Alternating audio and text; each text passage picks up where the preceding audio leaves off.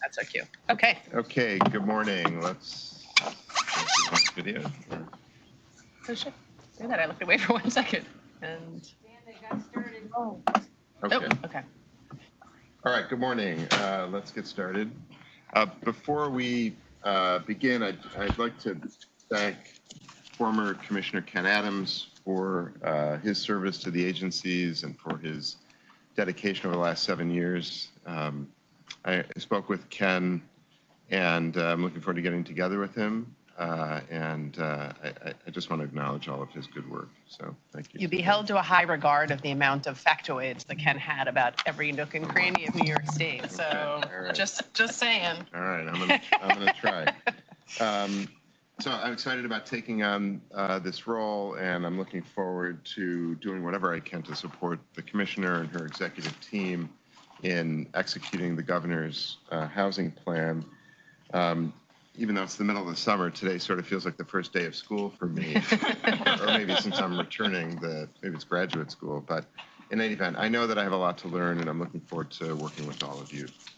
So thanks. I guess at this point, I'll turn it over to Ruth Ann for her opening remarks. I'm going to turn actually back to Will because he's going to open us up legally. Got it. Thank you, and I thank everyone for being here. I note that Morris Peters, representing the Director of the Division of Budget, and Chris Curtis, representing the Commissioner of Taxation and Finance, as well as James McIntyre, are participating in the meeting via video conference from the New York State Division of Budget Conference Center at the Capitol Building, room 131 in Albany, and that B. Gonzalez is participating from the Syracuse Regional Office, 620 Erie Boulevard, Suite 312.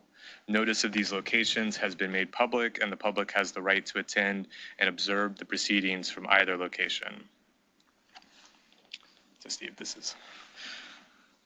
is for you, so no. Did you say you wanted to? Well, just so now I'm going to open up the HFA, AHC, and Okay. HTFC meetings. Okay. Now we'll open up the HFA, AHC, HTFC meetings. We will first only take up the HTFC items. So I'm going to ask for a motion to open the HFA, HTFC, and AHC meetings. So moved. Thank you. Is there a second? Second. I'll now ask for individual votes from each HFA, HTFC, and AHC board member. Chair Weiss? Just aye. Ms. Wisnauskas? Aye. Mr. Curtis? Aye. Mr. Peters? Aye. Ms. Gonzalez? Aye. Mr. McIntyre? Aye. Ms. Miller? Aye. Ms. McEwen? Aye. Thank you. I'm going to ask for a motion to open up the HFA Finance and Program Committee. So moved. So moved. Second? Is there a second? Second. Am I on? I forget if I'm on. Oh, second. Yep. We will accept the prior votes of Chair Weiss, Ms. Wisnauskas, and Mr. Peters, and ask for a motion to open up the HTFC Audit Committee. Yes, Chair. So moved. And second? Second. Second. Yeah. Thanks, Morris. We'll accept the prior votes of Chair Weiss, Mr. Curtis, and Mr. Peters, and I'm going to ask for a motion to open up the HTFC Governance Committee. So moved. And a second? Second. Thank you. We will accept the prior votes of Chair Weiss, Mr. Curtis, and Mr. Peters. We will use these votes as items are voted on throughout today's meeting unless board or committee members decide to vote differently or need to recuse themselves. So the meetings of the boards and of the audit and governance committees are officially open. I'll now turn things over to President Wisnauskas for her president's report. Super. Thanks, everyone, and good morning. It has been a couple months since I did a president's report for a variety of reasons. So some of this will be a little bit of catch up on things that have happened a while ago. We've been very busy in the spring and April and May and June and now a little bit into July on a couple of things. As folks know, we ended both the budget and the legislative session with a lot of housing policy that spanned from the many sort of tax exemptions and sort of and other housing policy, many in New York City, but also many for the rest of the state, sort of policies, working with the various stakeholders to get those implemented and communicated. They're not things that we necessarily minister, but we sort of are tangential to a lot of the work that came out of the tax exemption side. There's also obviously a series of tenant protections that came out, and we have a very sort of small role in pieces of that, but have also been sort of monitoring as those protections are taken up by localities around the state. There was also an insurance discrimination bill that was passed, as many folks had seen, and subsequently the Department of Financial Services issued guidance on that, and so we've been coordinating with them and also coordinating with our borrowers, past and future, to sort of understand what that discrimination bill is. And there was a lot of new capital in the budget, even though we talked so much about all the policy things that came out of the budget. There was $600 million of additional capital in the budget for housing programs. And so we have been working on, where needed, getting term sheets out for the additional capital. So we've been pretty busy on all of that. I've also been around the state, as I tend to be and tend to share with you all. I was in Chenango County at a very small 18-unit, but very important project in the town of New Berlin. I was up in White Plains for a new 56-unit complex. I was also up in Troy, where we opened a community center that we funded with some federal dollars that we'd received from the stimulus package. I was up in Buffalo, as I might have mentioned maybe in the May meeting, with the governor for the groundbreaking for the redevelopment of a very large public housing complex called Commodore Perry.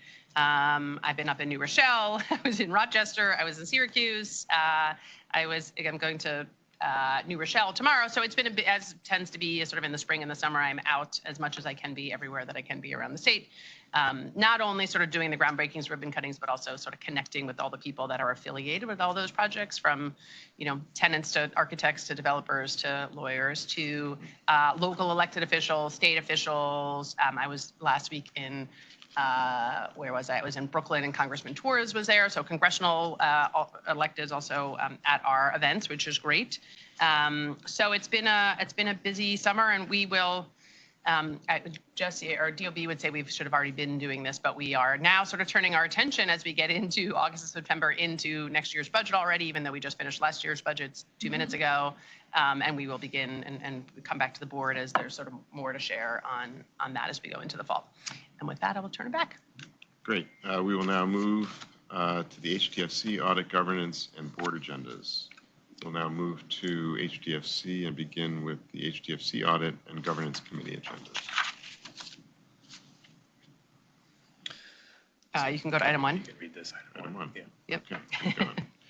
The minutes of the HTFC audit committee meeting held on June 27, 2024 will be deemed approved, absent corrections from members and directors. I should probably abstain from those votes just because I wasn't at those meetings. Sure. Okay. Governance, the minutes of the HTFC governance committee meeting held on June 27, 2024 shall be deemed approved, absent corrections from members and directors. We'll now move to the HTFC board agenda. Item 1, the minutes of the HTFC meeting held on June 27, 2024 shall be deemed approved, absent corrections from members and directors. Item 2, resolution authorizing the fall 2023 multifamily awards. Brett? Good morning and welcome, Mr. Chairman. Nice to see you again. In March of 2024, 29 awards were made pursuant to the fall 2023 9% RFP out of a total of 59 applications received. 13 of those 29 projects are being presented today for the board's approval of various subsidy awards. We had presented a tranche last meeting, and we'll present the few remaining projects at the next meeting. So project details, including maps and renderings, are included in your board package. I'll just be providing a brief summary, walking through the chart of the 13 projects listed in your memo by Regional Economic Development Council, and feel free to interrupt and with any questions or comments. Otherwise, I'll just walk through these. In Central New York, first up is AHA Development Corporation, a collaboration between 3D Development Group and the Auburn Housing Authority on their Olympia Terrace project. This is a public housing redevelopment project consisting of moderate rehabilitation of 50 units within 13 buildings located in the city of Auburn and Cayuga County. Next, in the Finger Lakes is Home Leasing's Beechwood Family Apartments. This is a 54-unit scattered infill new construction on vacant site throughout Rochester's Beechwood neighborhood.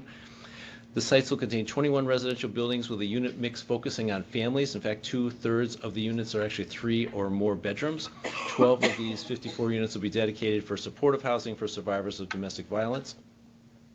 Next is Pathstone Housing Action Corp. Churchview Commons is the name of the project, a 45-unit new construction and integrated supportive housing project on vacant land in the town of Gates in Monroe County.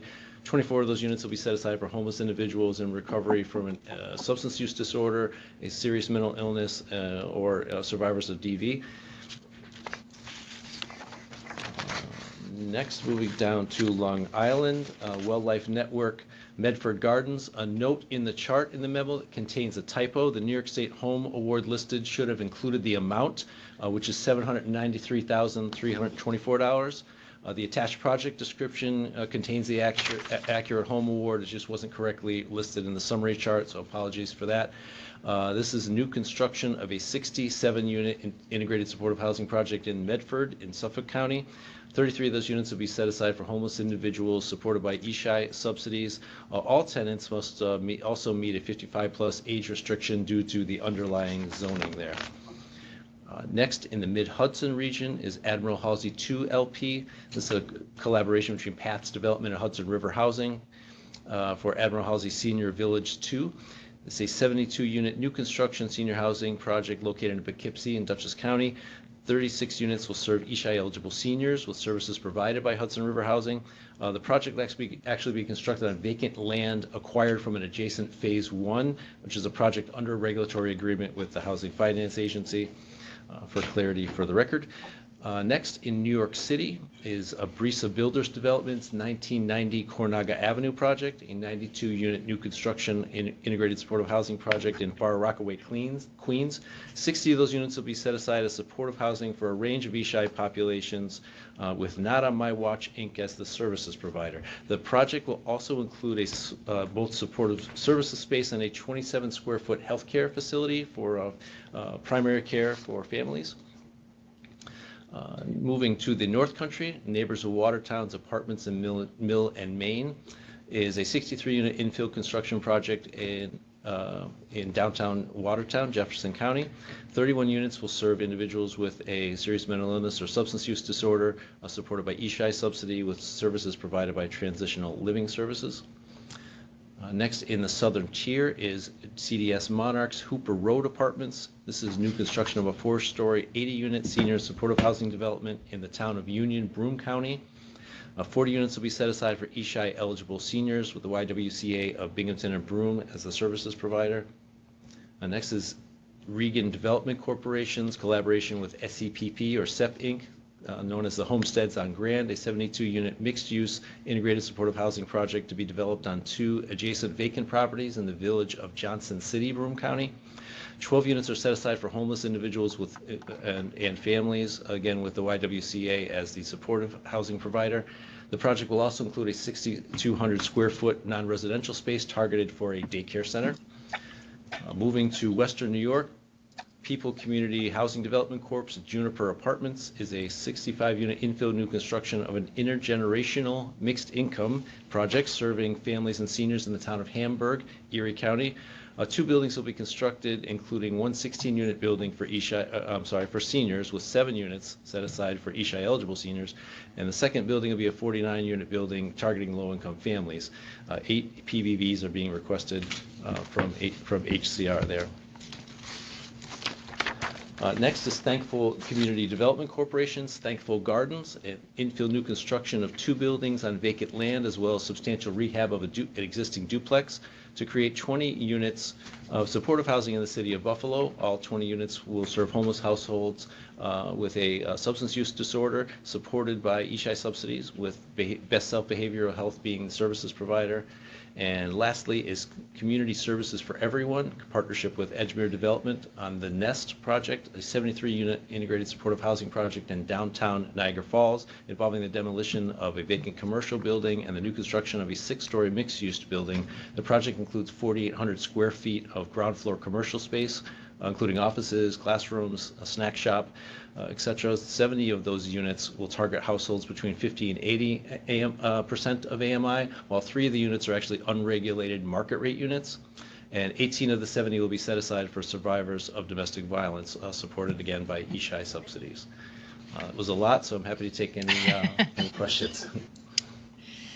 Thank you, Brett. Sorry, that was a lot, like a run-on sentence, but it was great. Thank you, appreciate it. Sorry you have to do it, so. There's one deal that has CPC, Okay, which is the first Juniper deal, so I'll need to recuse myself. So are you recusing yourself from the whole? she just Yeah, does it we- deal by deal. So you Is can do that the same. right? Yep, Okay. We have one resolution, so and we have quorum, so I think Okay. it's best just to recuse Recuse from from the the one whole? resolution. oh, okay, Yeah. well, there you go. Okay, so Always has to I'll fire. also recuse myself from Okay.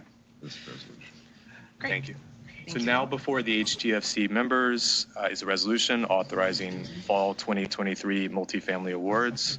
Assuming the first and second previously entered for the HTFC board, all in favor, please say aye. Aye. The motion is carried. Thank you. And the resolution adopted. Okay, resolution authorizing a Homes for Working Families Award for the Hudson Heights Apartments, and Patrick Love to present. Hey, how you doing? How are you? Welcome. There's Thank you. actually two, Nice to see you. Okay, so it doesn't matter, right? you recuse from the whole resolution, so it's Thank fine. you. Yeah, thanks. So this is mostly ministerial. This is a project that was presented to the HFA board in May and then closed in our June resolution. So it's under construction currently. It's a 120-unit project north of Albany in a town called Stillwater in Saratoga County. And the HTFC approval in particular is for a subsidy loan into the project of $3.6 million. It was already approved by the HFA board for the project at large. It was already approved by the HFA board. It was unintentionally omitted in terms of HTFC approval for the Homes for Working Family. So that's why Homes for Working Families. So that's why I am here before you today to just present on this one item for this subsidy loan into the project. Now before the HTFC members is a resolution authorizing a Homes for Working Families Award for the Hudson Heights Apartments. Assuming the first and second previously entered for the HTFC. Sorry, is there any? It's just feedback. Okay. Assuming the first and second previously entered for the HTFC board, all in favor, please say aye. Aye. Aye. The motion is carried and the resolution adopted. Thank you. Okay. Are you recused from item 3? Yeah. Okay. Thank you. Okay, resolution authorizing amendments to Downtown Revitalization Initiative Awards. Oh, I think you're on 5, we're on 4. Oh, this is on 4. Great. Yeah, we're on item 4. Go to this one. Okay. That's okay, it's a lot. Item 4, resolution authorizing CDBG Economic Development Program Award. Super. And we have, I think Crystal's not with us today. Jessica Gabriel is going to present. Yep, up in Hampton.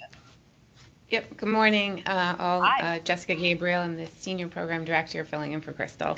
The Office of Community Renewal, or OCR, we're responsible for many of the agency's grant resources.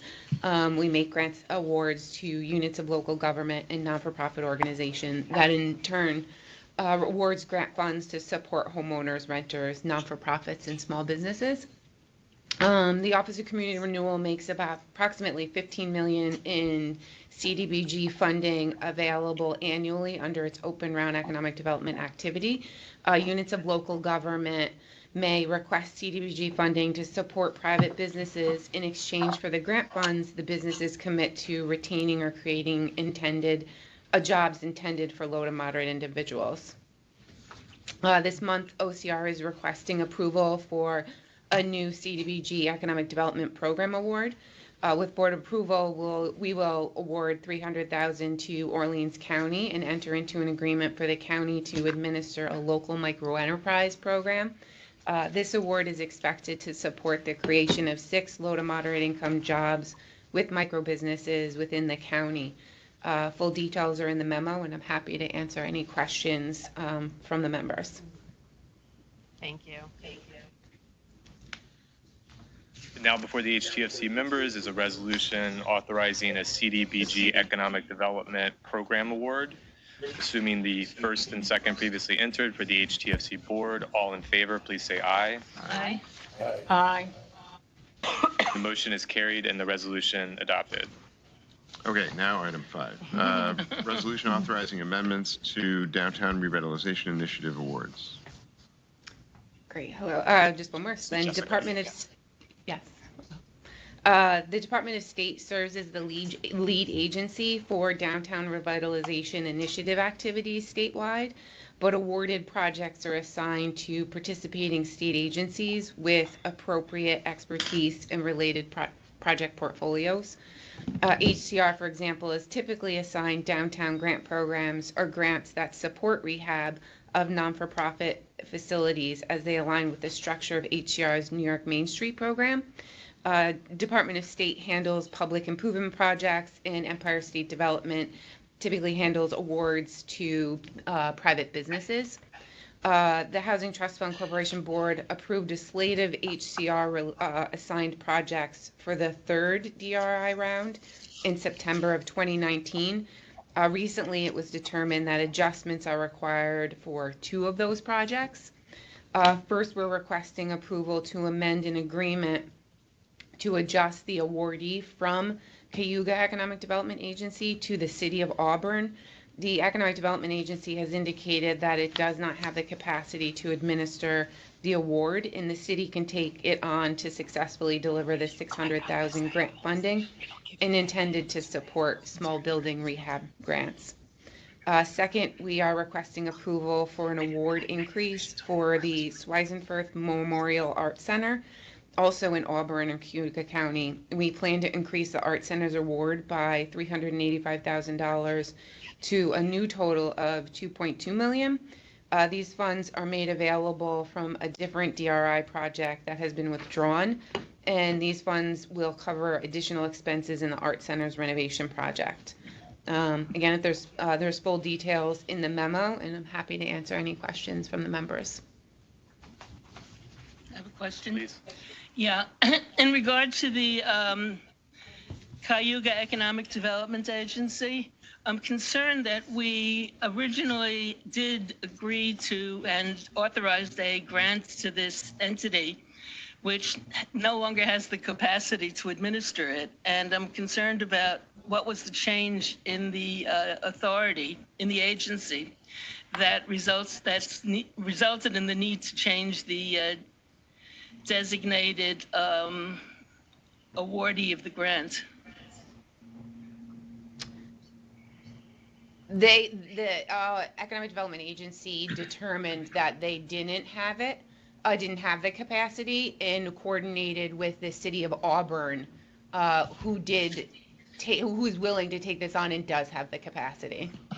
Right, I understand that. Whether What I'm it's concerned staffing. about is our own due diligence in terms of the research to approve this deal. So I don't think we don't do these awards, they get assigned to us. So I think, but Jessica, correct me if I'm wrong, that the Department of State makes the award to the Cayuga Economic Development Agency as part of the application process. And then when it was determined they couldn't do it, it got transferred. But it's not our process, it's the Department of State's process. So and we then have they no award to role, us. no responsibility there. After the process happens, we get assigned contracts to administer that align with our mission, but Right. we aren't.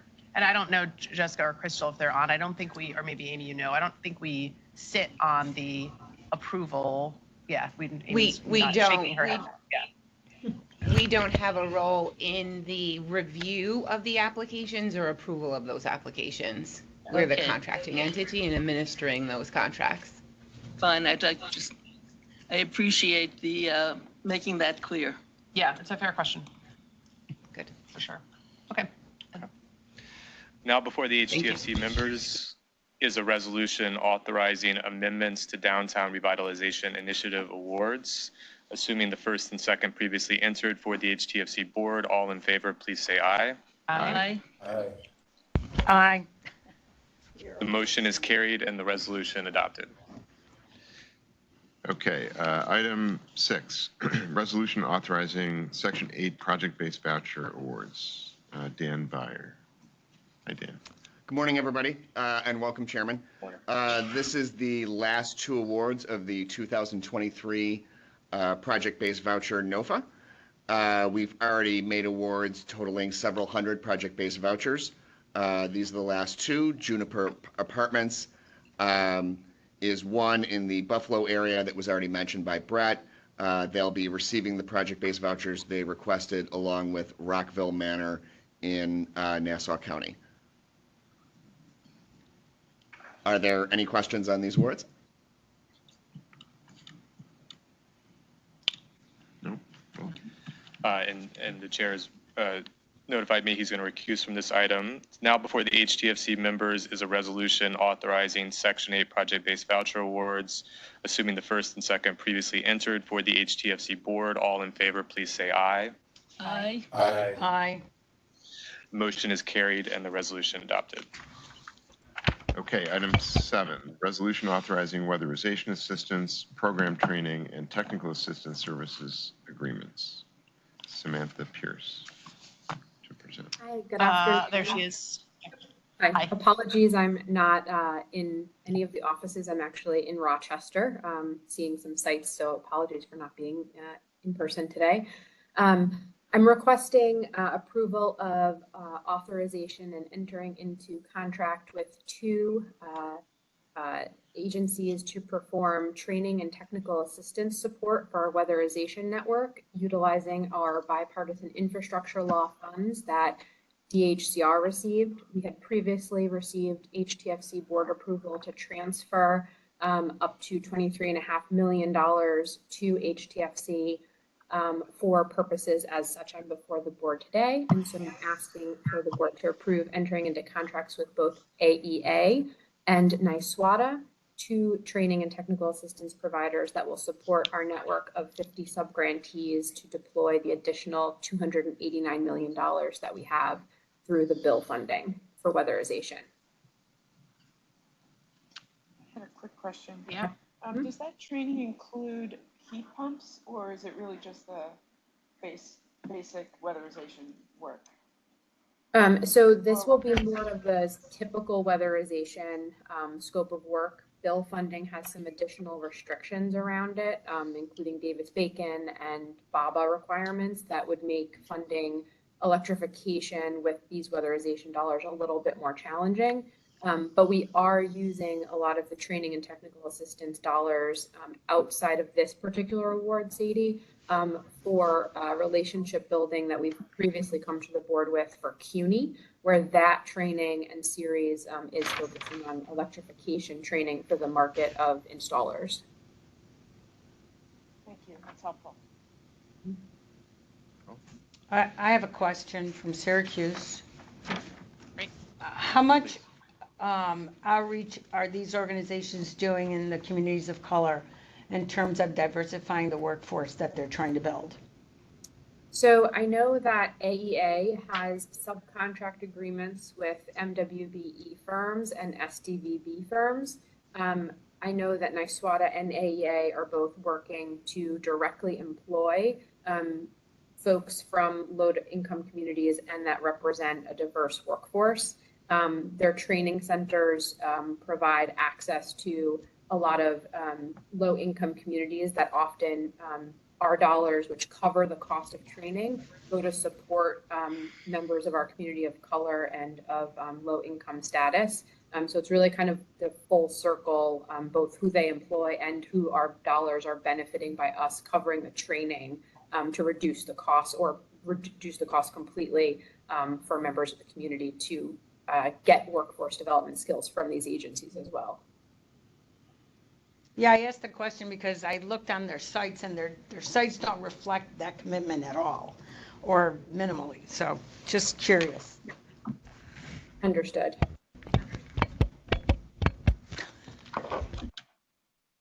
Any other questions? Okay, well. Now before the HTFC members is a resolution authorizing. Just real quick, one other question, just to sort of build on what Sadie said. Is there other considerations around trainings on geothermal as well, just to sort of understand viability and things like that?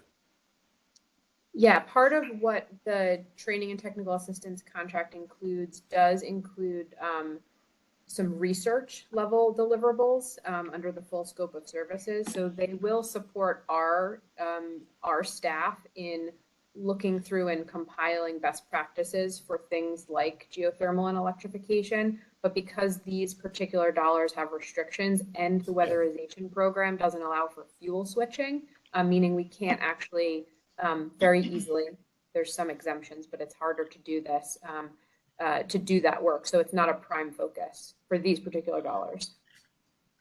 Okay.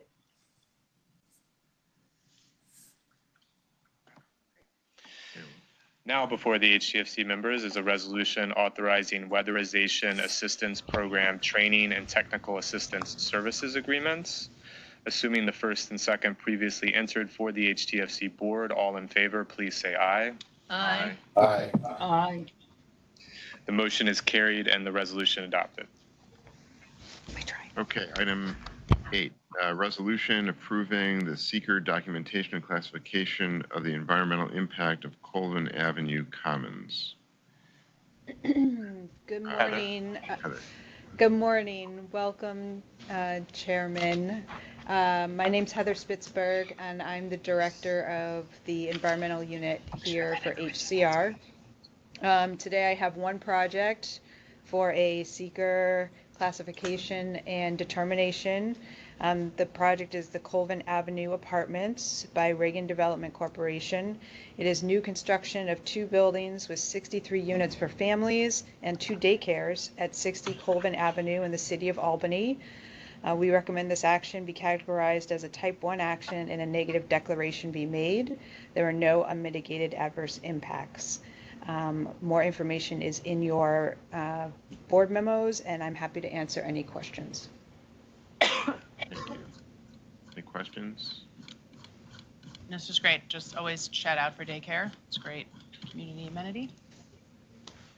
So the chair has informed me he's going to recuse from this item. Now before the HTFC members is a resolution approving the seeker documentation and classification of the environmental impact of Colvin Avenue Commons. Assuming the first and second previously entered for the HTFC board, all in favor, please say aye. Aye. Aye. Aye.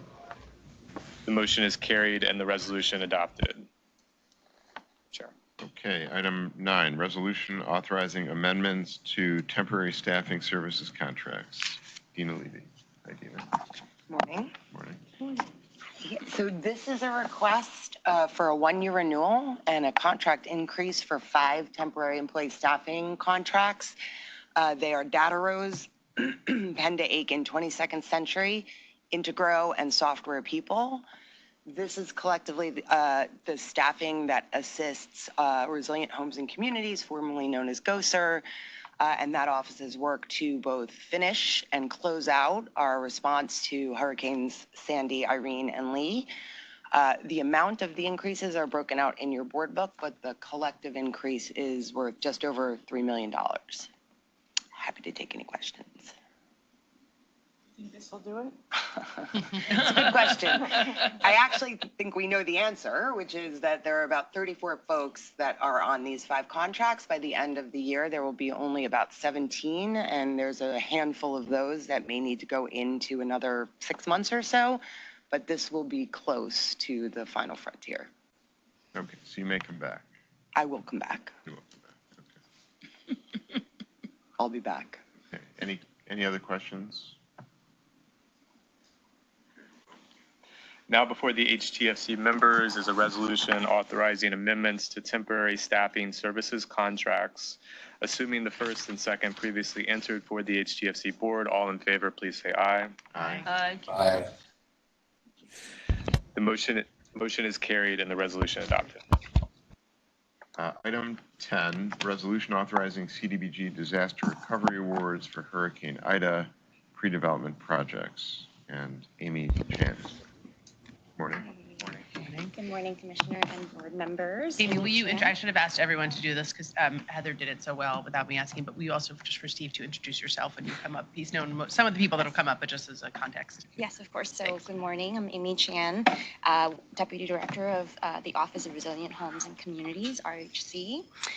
For item number 10 today, we are requesting authorization from the board to award to enter into 5 subrecipient agreements with local units of government and 1 school district to fund planning activities that will further flood mitigation and resiliency projects. These 5 projects will be funded through CDBG DR disaster recovery money for Hurricane Ida long-term recovery. RHC, this office, issued a NOFA for a program called Risk Resilient Investments Through Support and Capital last summer. And at that time had awarded 19 projects that responded to the NOFA. And we presented these projects to the board at that time. These additional 5 projects we are now bringing to the board as they're ready to move forward. They are located in Westchester, Orange, and Dutchess counties, all counties that are identified as impacted by Ida. And the pre-development activities will enable the localities to then apply for capital funding to realize their projects. So we're asking for the board's authorization at this time. Great, thank you, Amy. Nice to meet you. Nice to meet so you. The $200,000 amount per project, is that statutory determination, or how is it? No, that was what we specified in the NOFA when we put out the NOFA at the time, and that's typically what we think is appropriate for covering these kinds of like studies that could be hydrology studies, drainage studies, soil reports, really more like pre-development activities, not for the capital projects, but they will help the localities then apply for either federal money or other sources of money to actually implement the projects. And the providers of those services across the state, is there like an approved list of those providers? That's a good question. I don't think we're not putting out like a pre-approved list of like architectural and engineering services that the localities have to use, but we do have specifications for the types of firms and the procurement policy, the procurement practices that they will have to follow per federal rules. I guess I understand that when we are the acquirer of those services, we have MWBE compliance. I'm just wondering if we encourage the other, when we grant these resources, do we encourage the recipients of the money to use MWBE? We for federal funds, I believe that it's not required, although we always include it, I think, in the contract if possible. So we do encourage our subrecipients to follow MWBE goals, and then any federal requirements that come with the CDBG DR funding flows down to the subrecipients. So that will be included in the agreements that we will enter into with them. Amy, you're right. The requirements under federal are much lower, but we still encourage the state goals to be met in our contracts when we write them up. Thank you, Amy. So we exceed the federal standard then? Always. We overlay our We overlay our, thank you so much. Yeah. Okay. Any other questions for Amy? Okay. Now before the HTFC members is a resolution authorizing CDBG disaster recovery awards for Hurricane Ida pre-development projects. Assuming the first and second previously entered for the HTFC board, all in favor, please say aye. Aye. Aye. Aye. The motion is carried and the resolution adopted. Thank you.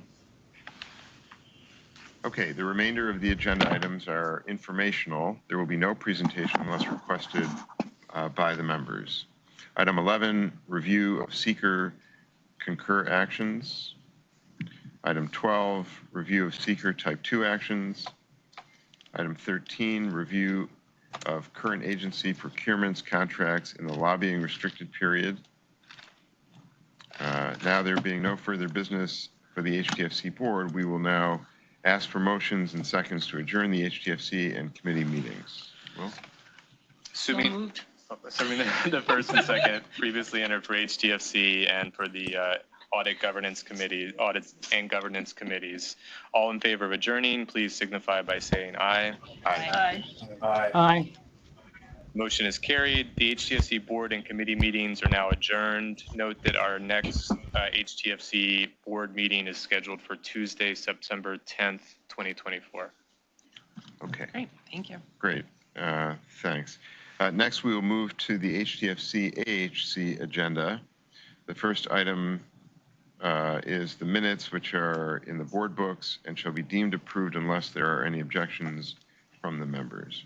We'll now take up the items that are required, that require HTFC Finance and Program Committee and HFA member action. Item 2, resolution of the Finance and Program Committee and of the HFA members authorizing and approving supplemental resolutions amending series resolutions related to 320 West 38th Street, City of New York, New York County, and resolutions authorizing a refinancing for the project. Mark Price will present. Yep. Good morning, Mark.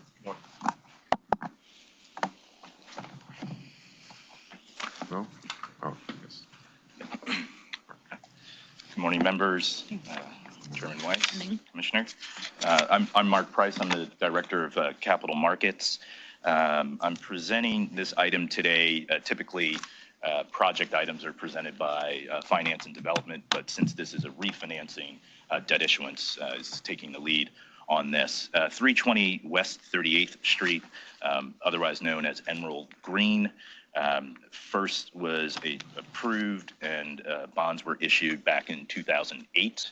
The project was placed in service in 2010, and in 2013 construction was completed, and in 2014 conversion took place, and there was a refinancing of the initial bonds at that time. The original bonds were publicly marketed variable rate bonds. In 2014, when they were refinanced as a private placement with a direct purchase by Wells Fargo. Per the terms of those bonds had a 10-year optional tender date. That tender date is coming up next month on August 26th. Currently, there are about 257 million of the bonds outstanding. There's been an accumulation of principal set-aside payments of about 20 million, and so we're looking to refinance these bonds in an amount of 237 million, and we will do so in a fixed rate mode and do it as a public market transaction, and that's why we're coming to you today. The project itself, a little bit about the project.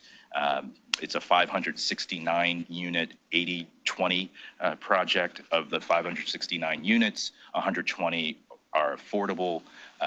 Originally, 18 of the 120 units were set aside for at or below 40% AMI, but currently 33 of the units are occupied by folks who fit within that income band, and then another 80 at the 50% and below level. So there are 7 vacant units, 7 vacant affordable units right now. And in talking with the borrower, there are 3 potential move-ins of those 7 vacant units. So it is 94% occupancy rate on the affordable side. On the market rate side, it's about 99% occupied. In terms of the appraisal amount, it appraises at about 301 million, which fits the 75% loan to value ratio that's required by Freddie Mac. Freddie Mac will provide credit enhancement on these bonds, and we're looking to do a 7 to 10 year maturity range on the new bonds, and the Freddie Mac facility will go just past that period of time. So I'm happy to take any questions that any of the members may have. So there's a $20 million redemption. So instead of doing regular sinking fund payments, there's something called a principal reserve fund. So the there were payments into that principal reserve fund, and it built up to 20 million. So of the 257, 20 million of the principal reserve fund will go to pay down. So the borrower is not out of pocket at 20 million. That's coming from resources and who holds that? Had accumulated over time. Are we holding that, or is that? Yes, it's in the bond resolution. And I'm just curious, there are others like this that are coming down the pike, or do you expect? Yes, so I reach my anniversary date with HCR next month. I'm learning now that there were thank you. There were a number of private placements that were done around this time, so we do expect some other private placements to come up. If the holders of those bonds choose to go the public market route, then we'll see some more of these, but it's really a case-by-case basis. Go ahead, James. Oh, yeah, Mark, just one question on that. Obviously, like a lot of these projects were done and we're in a variable rate mode for a long time in a very different interest rate environment.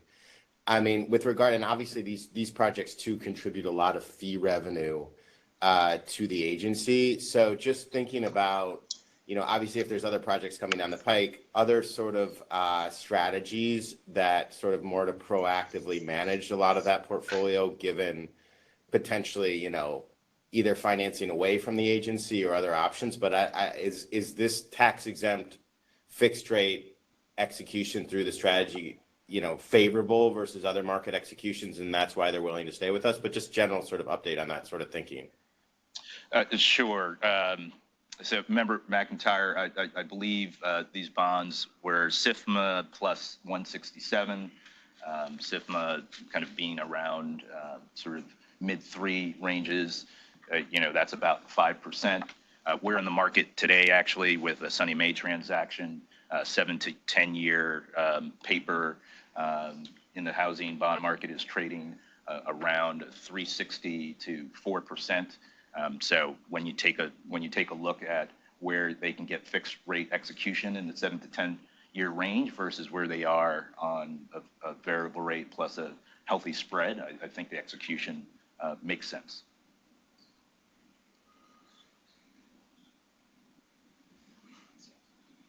Great. Any other questions for Mark? Will? Now before the HFA Finance and Program Committee and the HFA members are resolutions to be adopted that were transmitted in connection with this item. Assuming the first and second previously entered for the Finance and Program Committee and for the HFA Board, all in favor, please say aye. Aye. Aye. The motion is carried and the resolution adopted. Thank you. Thank you. We will now take up items for action by the HFA members. Item 3, resolution of the HFA members authorizing and approving an amount not to exceed $15,250,000 in HFA subsidy funding for the project known as Beekman Towers, City of Plattsburgh, Clinton County. Patrick Love is back. I want to present this item and then the next item together as well. Vote on them together? Well, we'll go through them separately. But yeah, but I'll be talking about them basically as kind of one thing. Perfect. Okay. So these are two subsidy-only Section 8 preservation projects, Beekman Towers and Historical Park. They're very similar to one another in terms of how they're going to be financed. So that's why I'm kind of talking about them together. They're going to be financed as separate transactions, though, because of their project locations and different borrowing entities. We do, however, anticipate closing both of these simultaneously. So Beekman Towers is located in Plattsburgh in Clinton County and includes 124 one-bedroom units. Historical Park is located in Oneida County in Utica and includes 121 units. Both of these properties are Section 8 properties with current housing assistance or HAP contracts on them, and they'll be going through HUD's mark-to-market program, and they'll have new 20-year Section 8 contracts that will be executed prior to the closing. All units across both of these projects serve households at or below 50% of AMI and are restricted to seniors, ages 62 and above, and disabled individuals. So both properties have similar scopes of work, including roof replacement, window upgrades, new kitchen cabinets and countertops, new kitchen appliances, HVAC upgrades, building envelope improvements, common area and recreational area updates, new flooring, painting, fixtures. The project sponsor is Springtide Housing, which is an affordable housing development company focused on preservation projects. The project will be managed by Housing Management Resources, Inc., and the general contractor is Navco Construction. These projects have come to the agency to seek an alternative means of financing as opposed to receiving tax-exempt bonds from the local industrial development agency, or IDA. In these transactions, Key Bank, who originally provided the acquisition loan for them, will continue their investment in these properties with the first mortgage insured by Fannie Mae. Key Bank's financing, along with HDR's financing, will allow the sponsor to pay off those acquisition loans and then make the needed property upgrades and rehabilitation scope of work. It's worth noting that the original owner of these properties was Tim Green, who was sued for neglect and barred from working in New York. Springtide acquired these properties a few years ago in a state of disrepair, so it's good that we are bringing these to us to do an agency execution here. These projects will generally address priorities that we have, such as preservation, meeting local housing needs, senior housing, homelessness prevention. We look forward to getting these done. Please let me know if you have any questions. Thank you. I have a question. Sure. I was just wondering if the scope under this financing scenario is less than if it had been a bond deal. I'm curious just because it doesn't feel like a very extensive scope. Yeah. So the scope of work here does address like a lot of the standard energy efficiency upgrades that we require, right? Like low flow fixtures, Energy Star rated units, high efficiency windows, installation of new PTAC units, installation of new high efficiency electric hot water installation. So one building is doing like a full kind of electrification scope. The other building. Kitchens and baths as well, or? Yeah, exactly. Okay. Yeah. The other building, the Beekman Towers one, has electric baseboard heating because of the HUD capital needs assessment that had to be conducted as part of the kind of HUD mark to market program. They're not going to replace the electric baseboard heating, so that's going to stay as is.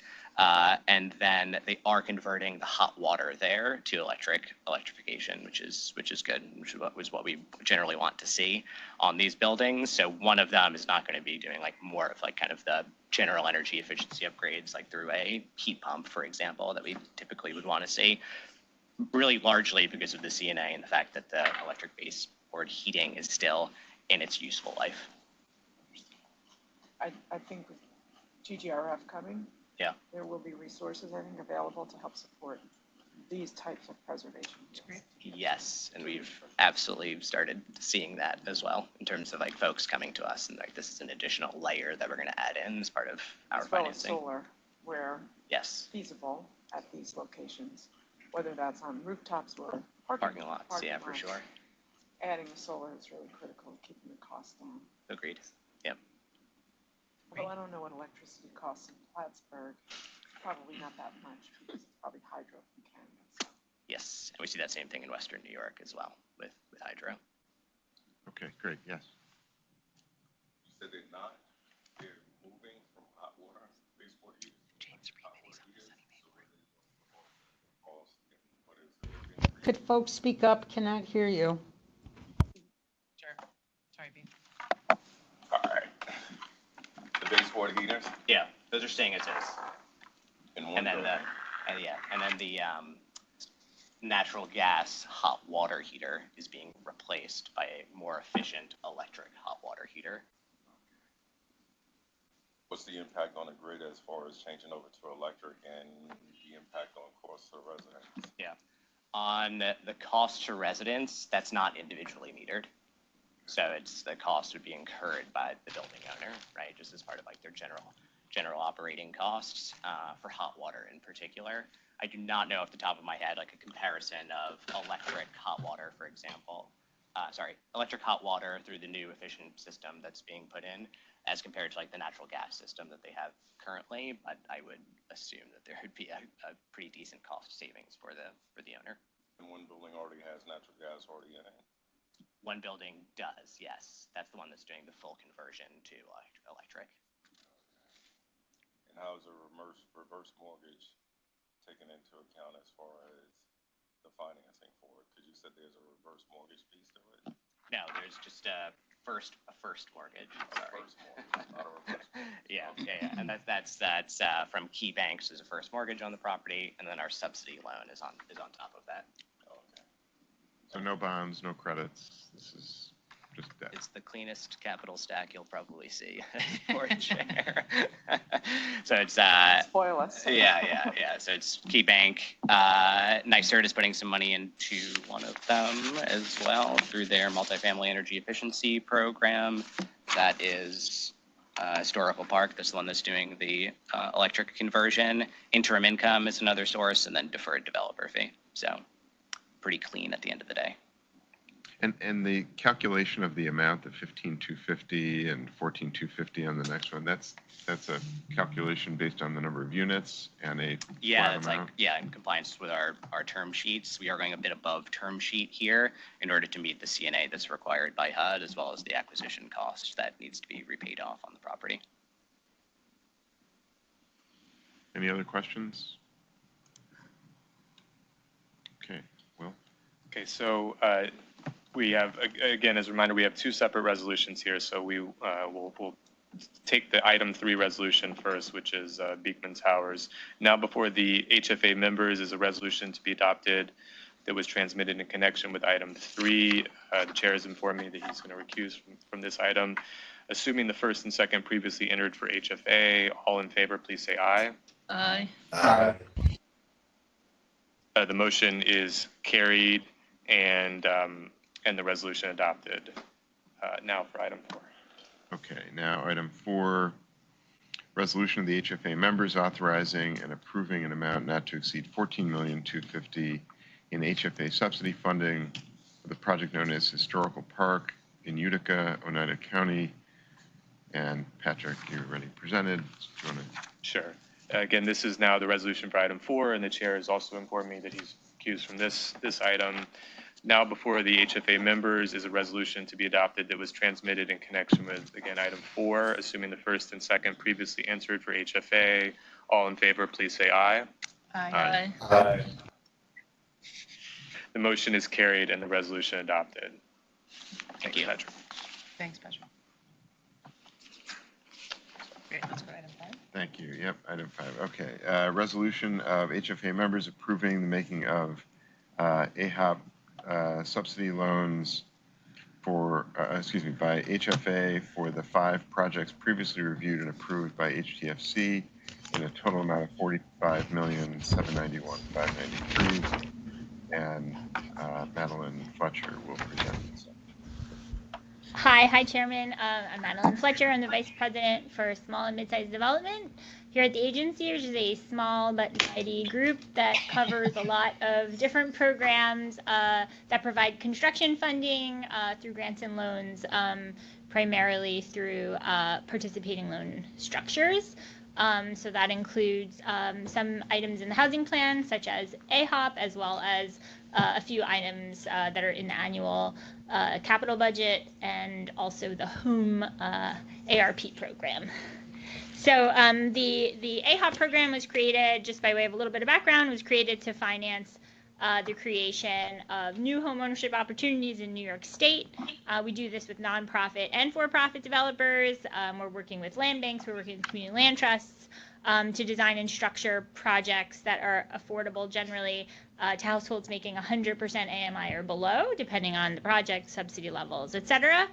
In general, this is through a participating loan structure, so we're working with private lenders who generally are sizing their construction loan to be roughly equivalent to the amount that the homes can be sold for at the affordability level, sometimes at the market level, when that is actually lower than the affordability caps that we would place.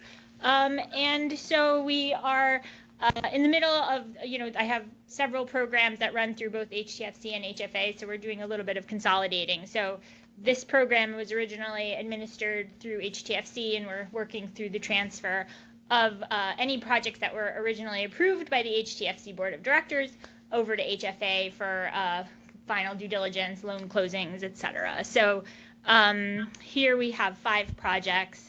We hope to have 6, but one of them came back with a few issues that need to be resolved in terms of capital needs. So the 5 projects that we have here, again, were previously reviewed by the board.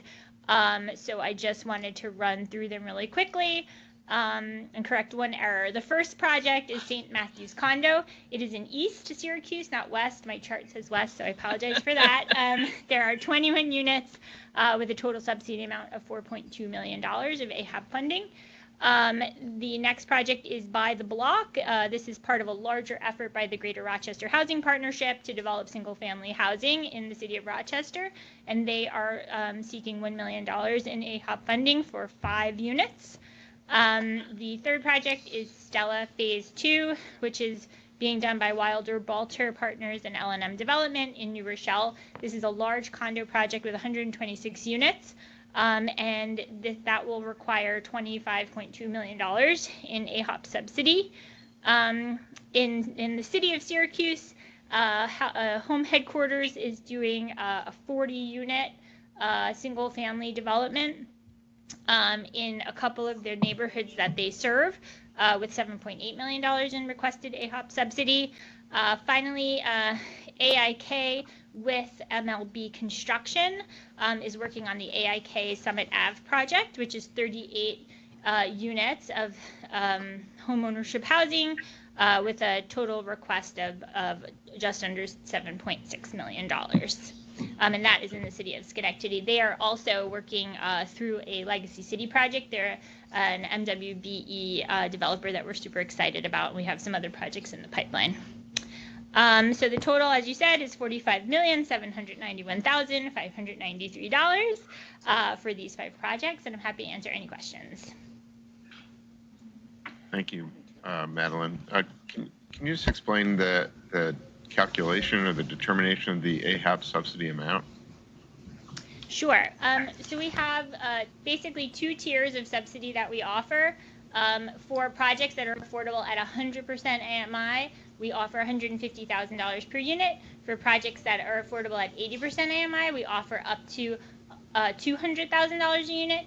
And we do offer for both a $20,000 incentive if a project is expected to meet Net Zero Ready, the Department of Energy's Net Zero Ready, or a passive house certification. So we offer that as a little bit of an incentive. In some cases, it's always gap financing. So depending on the cost of the project, the expected sales prices, other subsidies that have been secured, sometimes that will, the project might not use all of the available subsidy, though that's pretty rare. Most projects are seeking that. Thank you. Yep. So we have separate resolutions for each of the projects. So I understand that Ms. McEwen needs to recuse herself and the chair from certain of these projects. So the CPC project. Yes. Okay. So we have the list here of the projects in the board book that CPC is involved with. So you'll be recused from those resolutions. Okay. So just to be clear, you're gonna we'll vote on each of these separately.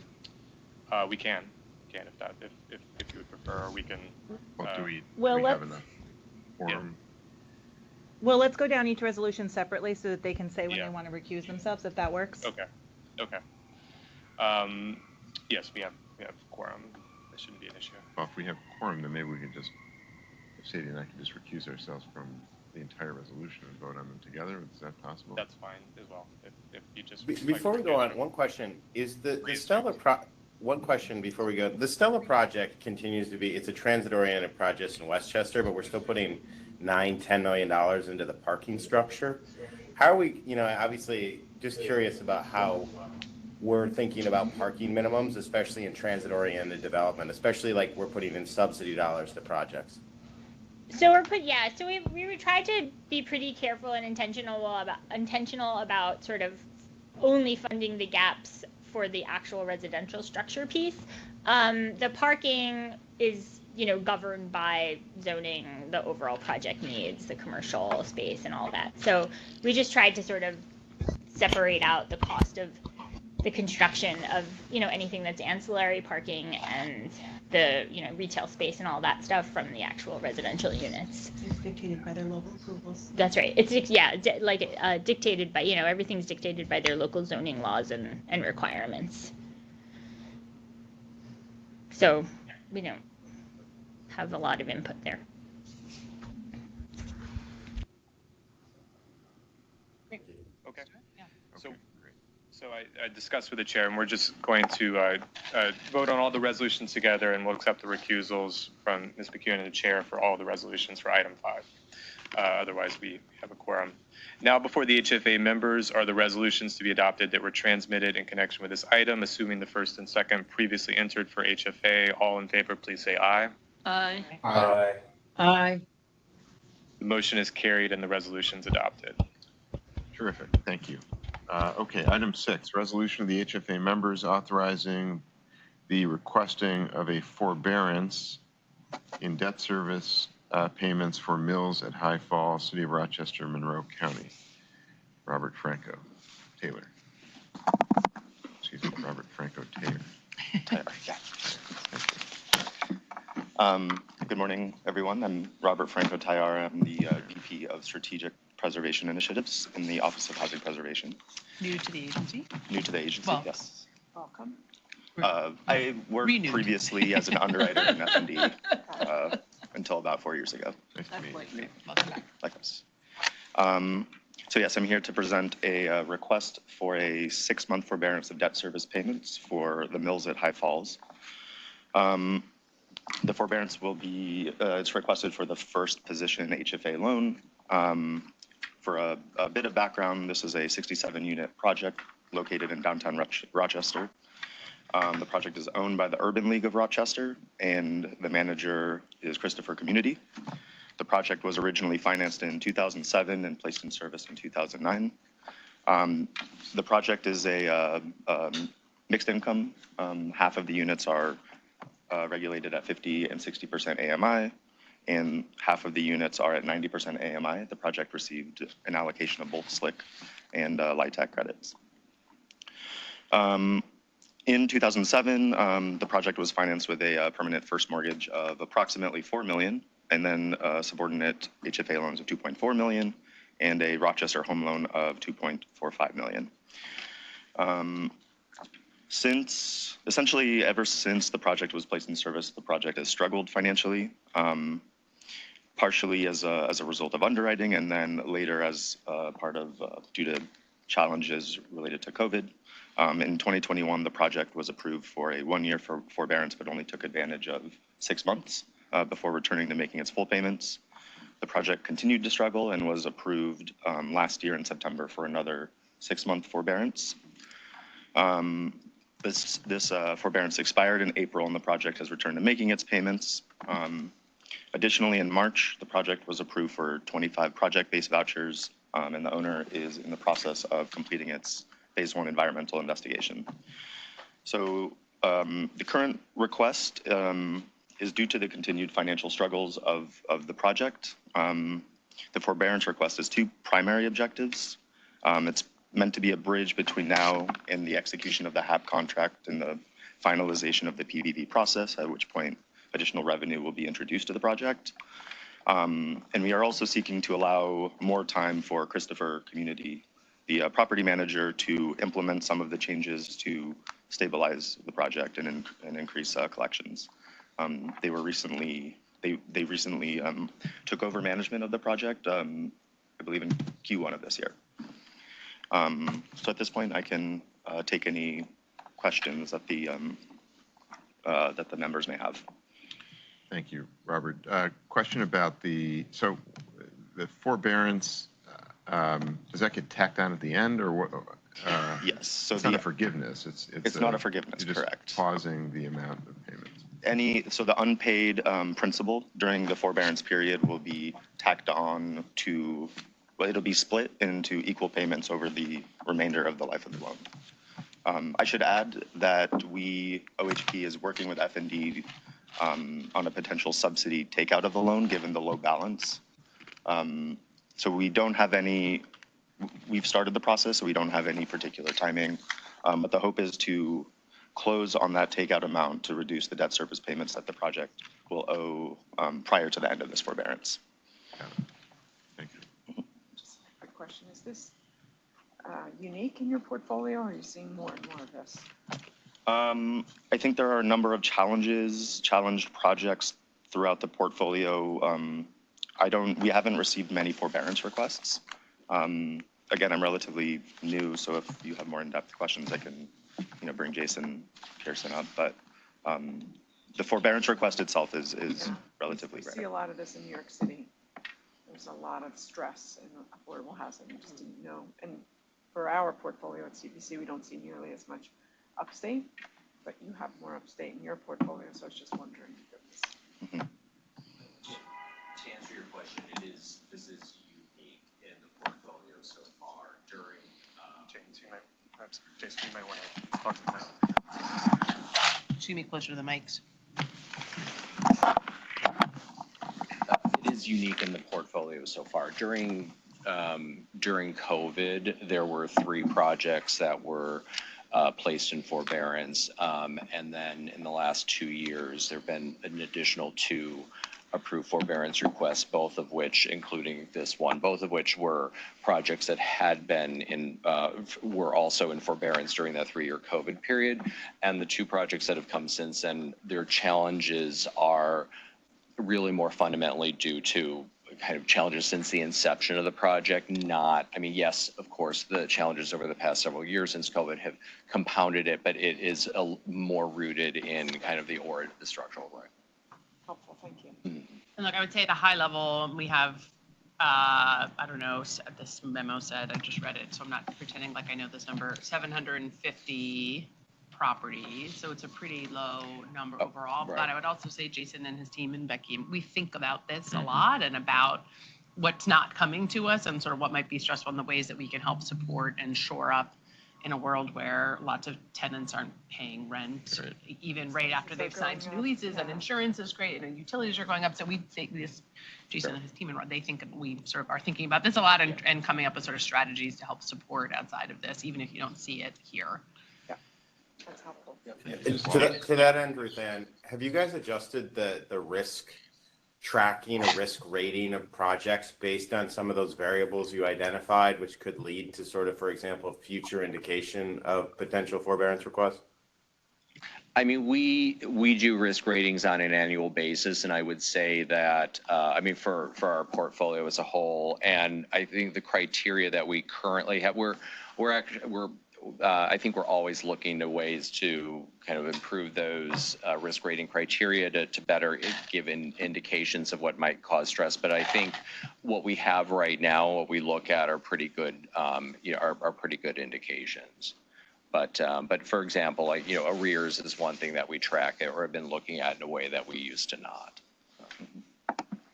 Just a quick question. I just want to make sure I heard you correctly that this particular project that you're referring to goes back to 2007?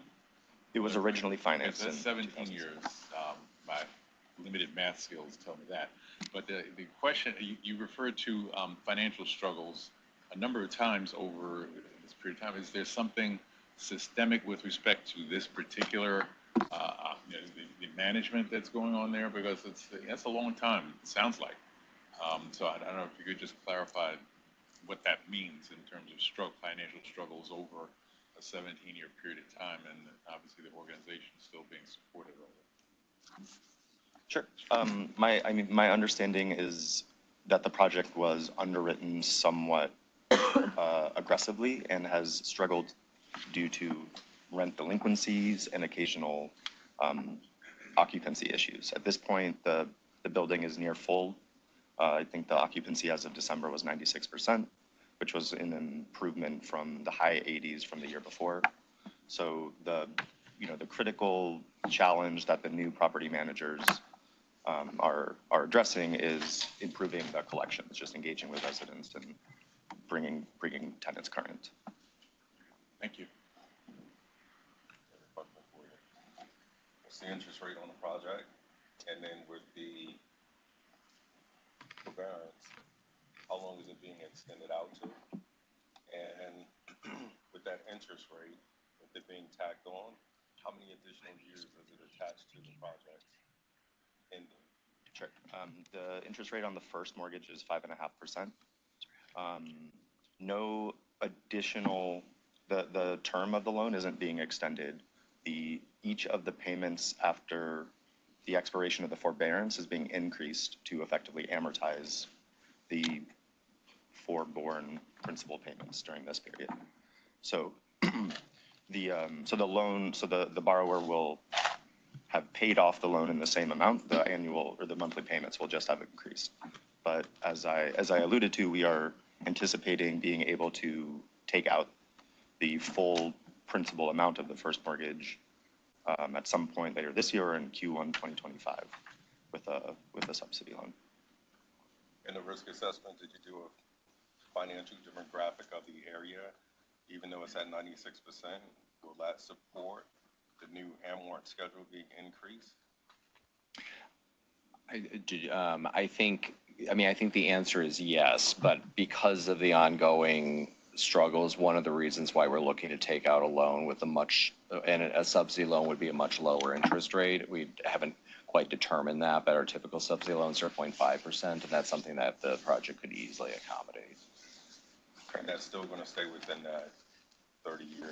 I think we haven't thought through, all of that, whether we would take that out for the current duration or have some sort of extended affordability that would be a part of that. But those are all, pieces I think that we're thinking about. What we've been kind of focused on is just making sure that we can get the project on a firm financial footing. And because it's in the past few years just had so many issues that kind of keep coming back, a big part of that is just getting the debt service payments down to a level that the project can sustain.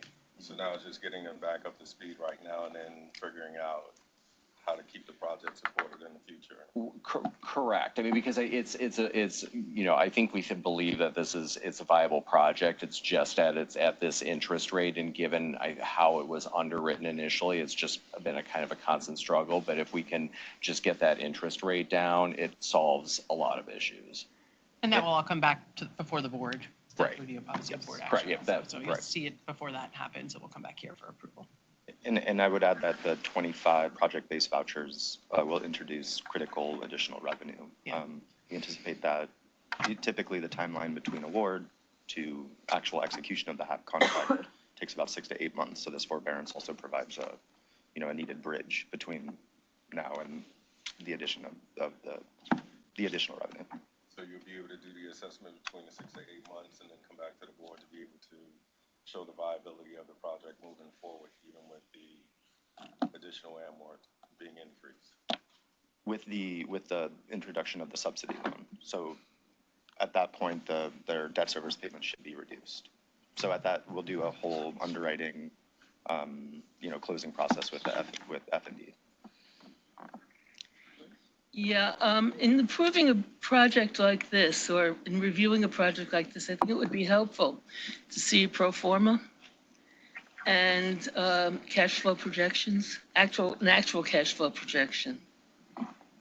With the increased with the increase, yeah. Sure. Good idea. Okay, any other questions? Thank you, Will. Now before the HFA members is a resolution to be adopted that was transmitted in connection with this item, assuming the first and second previously answered for the HFA board. All in favor, please say aye. Aye. Aye. Aye. The motion is carried and the resolution adopted. Okay, thank you. Thank you, guys. Thank you. Resolution of the HFA members authorized, this is item 7. Resolution of the HFA members authorizing the transfer of up to $3 million in HEAP funds from DHCR to HFA to fund energy efficiency, lighting improvements at Spring Creek Towers, and authorizing the HFA to enter into a contract with Spring Creek Towers to complete energy efficiency, lighting improvements under the supervision and in compliance with weatherization HEAP program requirements as defined by the agency. Samantha again. Hey everyone, and my apologies for not introducing myself before. I'm the Vice President of Sustainability. Nice to meet you, Chairman. Before the board today, I'm seeking approval to transfer, as the chairman mentioned, up to $3 million to fund critical lighting efficiency measures, which will both lower operational costs and improve conditions at the property. Spring Creek Towers is 5,881 units of housing near JFK Airport on the South Shore of Brooklyn. It's compiled of 46 buildings. There is actually an on-site power plant, which the property pays for, manages, and maintains. So reducing power to this property, even in what might seem like a small scope of work, such as lighting, really has a large impact in terms of the scale of this particular property. This is essentially phase one of some improvements that we hope to make at this property in terms of energy efficiency, and working with the management and ownership company Brooksville to make improvements at this property. Property has conducted lighting assessments, lighting audits rather, excuse me, to determine the most efficient, both cost effective and quality of improvement for this project. We're in a position where we have some additional HEAP funding, which is received to support our weatherization program. And we sort of have a great timing opportunity here to fund this project and make a big impact in terms of scale of property. Happy to answer any questions the members might have. Hey, Sam, this is James. One question is in the, you show the kilowatt, so it's $350,000 of cash flow that's basically being projected to save over time. Is there, I mean, is there a thought for redeploying that capital, like that exact savings back into, I mean, it's a nice windfall effectively through the property through our subsidy, and with a quick payback period, but is that the type of money that you would redirect back into the project for other efficiency measures as well? Great question. So as I sort of very quickly alluded to, the property team Brooksville is taking a pretty comprehensive look at the needs of their property to meet and comply with Local Law 97, which requires reduced carbon emissions. Because this property has an on-site power plant, they have a tremendous need to invest back into the power plant and also in on-site generation. So by starting with the quote unquote easy stuff, such as lighting, I believe their plan is, and we can confirm this, is to reinvest in some of the other measures that we might have more challenge in being able to fund and support, such as power plant improvements, and potentially they are interested in things like on-site solar and some other creative things. So I think there's a longer term plan that they have that they would be interested in being able to redeploy those additional dollars over time back into. Yeah, I'm just curious, what is the definition of an inefficient light fixture in this instance? And how do you make the light fixture more efficient? Great question. So this property had not received a lot of what I would call basic energy efficiency improvements because it does not pay into the system's benefits charge and the utility. So this particular property still has incandescent light fixtures, which are significantly inefficient in comparison to LEDs and even CFLs. So we would be actually switching out the fixtures to either LED and or CFL, depending on which is appropriate for the particular area that the lighting is serving. Thank you. Mm-hmm. Interesting. Yeah. It's the low hanging. Anything else? Any other questions? Great. Okay. Well, Now before the HFA members is a resolution to be adopted that was transmitted in connection with this item, assuming the first and second previously entered for the HFA board. All in favor, please say aye. Aye. Aye. Aye. The motion is carried and the resolution adopted. now we move to a shared consent item for HFA and AHC members, which is item 8 on the agenda. Item 8, resolutions authorizing the purchase of a cyber insurance policy. And Tom Miller will present this item. Your favorite topic. Cyber insurance a good topic? We have done this before, yes. We'll be quick. Morning. Morning. Tom Miller, Chief Information Officer for HCR. Nice to meet Oh, and Ted's going. Ted Hoda, CFO. Meet Sheila. Morning. Okay. So this is a renewal of the cybersecurity policy that we spoke of and requested an extension for last month. So we received 2 quotes, one from Zurich and one from an insurance provider called Corvus. Both virtually identical coverage, $5 million policy, $250,000 deductible. The Corvus quote was about $40,000 less than the Zurich quote. Zurich's quote was $395,000, almost $400,000, which was the same as it was the previous year. And Corvus came in about $40,000 less than that. So today we're seeking authorization to enter into a contract with Corvus for a 1-year cybersecurity policy. Question. To be clear, Professor, so we will also be bringing this item to the SONYMA board. I wonder if, for minutes purposes, if y'all would like to have that discussion when we open up the SONYMA board meeting, if that would make sense. I guess you'll be back. Yeah. That'd probably be clearest from our minutes. For minutes, yeah, that's true. Okay. It's fine. Just, so do you want to, I think we should consider it for the table this? HFA AHC board, and then we'll discuss it. also Got have it. to discuss it with Okay. the SONYMA board. Very good. Go ahead. Question for you. Yes, sir. This approved by the HFA board, SONYMA says no, does it still go through? Well, I mean, we have authorization for HFA and AHC, and we wouldn't for SONYMA, so. hopefully that won't happen. I'm just curious. Okay. Yep. Okay, go ahead. Okay, now before the HFA and AHC members is a resolution to be adopted that was transmitted in connection with this item. Assuming the first and second previously entered for the HFA and AHC boards, all in favor, please say aye. Aye. Aye. The motion is carried and the resolution is adopted. Okay. You'll come back. No, you'll come back for Sunny May. Yeah. Thank you. Don't go too far. Okay. Let's see. Now we'll move to a consent item for HFA members, which is item 9 on the agenda.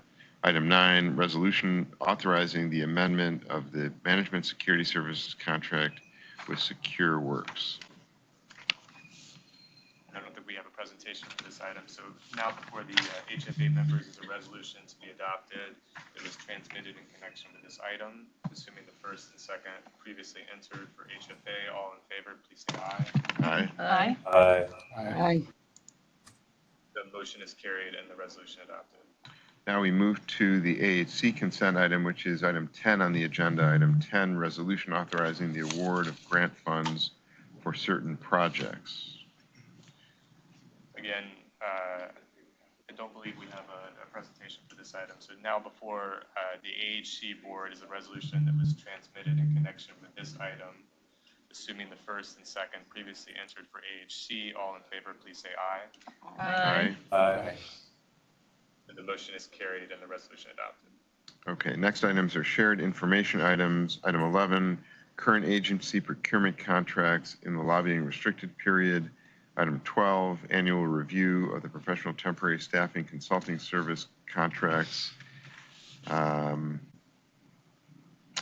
there being no further business for the HFA and AHC boards, we'll now ask for a motion and a second to adjourn the meetings. Assuming the first and second previously entered, for the HFA and AHC boards, all in favor of adjourning these meetings, please signify by saying aye. Aye. Aye. Aye. The motions are carried, the meetings are adjourned, and a note that our next HFA and AHC board meeting is scheduled for Tuesday, September 10th, 2024. Okay, terrific. So since I'm not on the SONYMA board, I will now turn the meeting over to Vice Chairman Wisnauskas. Thank you. Thank you. Are you going to stay? If not, I was going to thank you if you were going to leave before you left, just more formally. I'll stay. Okay. Well, anyway, thank you for the, I know it's your first HFA, AHC, HTFC. So thank you, Sadie. Yes, but thank you for Hopefully, they're a little, little. It'll be less- They get smoother be as less we go on. clunky next Yeah, time. you know. So it's, Wasn't that clunky? no, I thought it was great. Okay, let's open up Sunny May. So I will now ask for a motion to open up the Sunny May board meeting. Thanks, Sadie. Motion. Second. Ask for a second, thank you. I will now ask for individual votes from each Sunny May board member. I'll accept the previous votes of Ms. Gonzalez, Ms. Miller, and Mr. Peters, all of whom voted to open up the earlier HFA, AHC, HTFC meeting. Professor Ford? Mr. Freeman? I'll ask for a motion for the Sunny May Mortgage Insurance Committee to open up the Sunny May Mortgage Insurance Committee. Motion.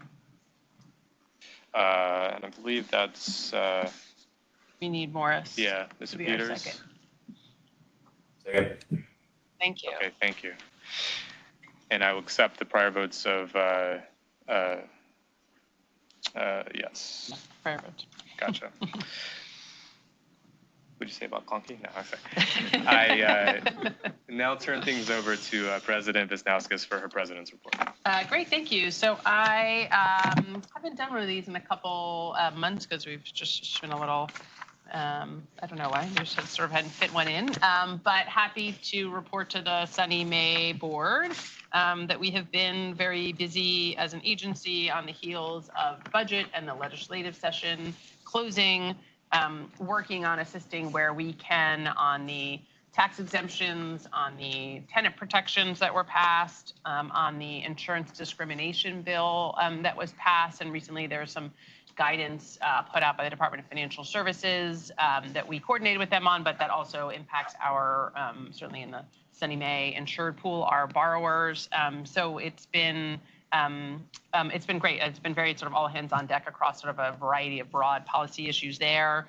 There was also capital that came into the agency through the budget, although mostly which felt a little bit like people forgot that there was actually money in the budget, which is what the budget is because there was so much policy, but we have been implementing a series of term sheets to get this money out the door and into the communities where it can do its work. And then in addition to that, as I often update on, I have been busy traveling around the state. The summer is sort of the best time for ribbon cuttings and ground bakings, which are also opportunities to connect with new residents and with local elected officials and state elected officials and federal officials. So I have been in New Rochelle and in Rochester and in Brooklyn and in Syracuse. I was up in Yonkers last week, and I will be in New Rochelle tomorrow. So it's great to get out and see. I was in Chenango County earlier in April, which is not a place I actually get to too often. But it's certainly a great time to get out and see all the bricks and mortar of the good work we're doing. And I will end my remarks there and turn it back to you, Will. Okay, thank you. I was just, Professor and Mr. Freeman, we just want to make sure your mics are working. Are they green? Yeah, they're green. Okay. I think some folks online were having some trouble hearing you. Well, you can get that one, Joyce. Why don't I move this one? We can have double mic. Triple mic, so you already have double. All the help is here. Okay.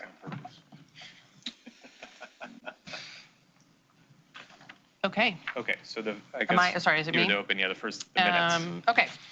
First item is the minutes, which are in the board book and shall be deemed approved unless there's any objections from the directors. And then we will now take up the items that require Sunny May Mortgage Insurance Committee action.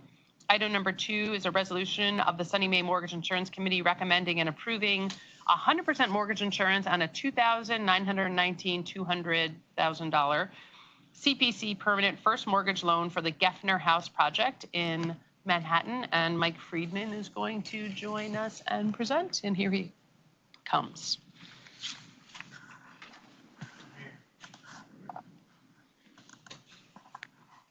You're up, Mike. Mike, you're here. Yeah. Yep, you're up. Thank you. Thanks. Morning. Morning.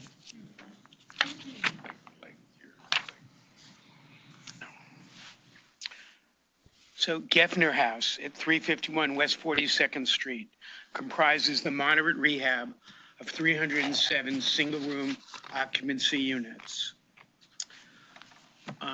245 of the 307 units are at 50% AMI, and 62 units are at 60% of AMI.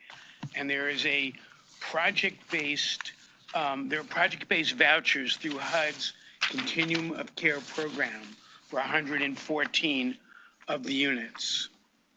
There's $9 million in new HPD money, and there's $15.4 million in existing HPD debt. So there's over $24 million of HPD debt behind the $2.9 million CPC loan that we're insuring. There's a full 420C New York City real estate tax abatement. The building was built in 1929.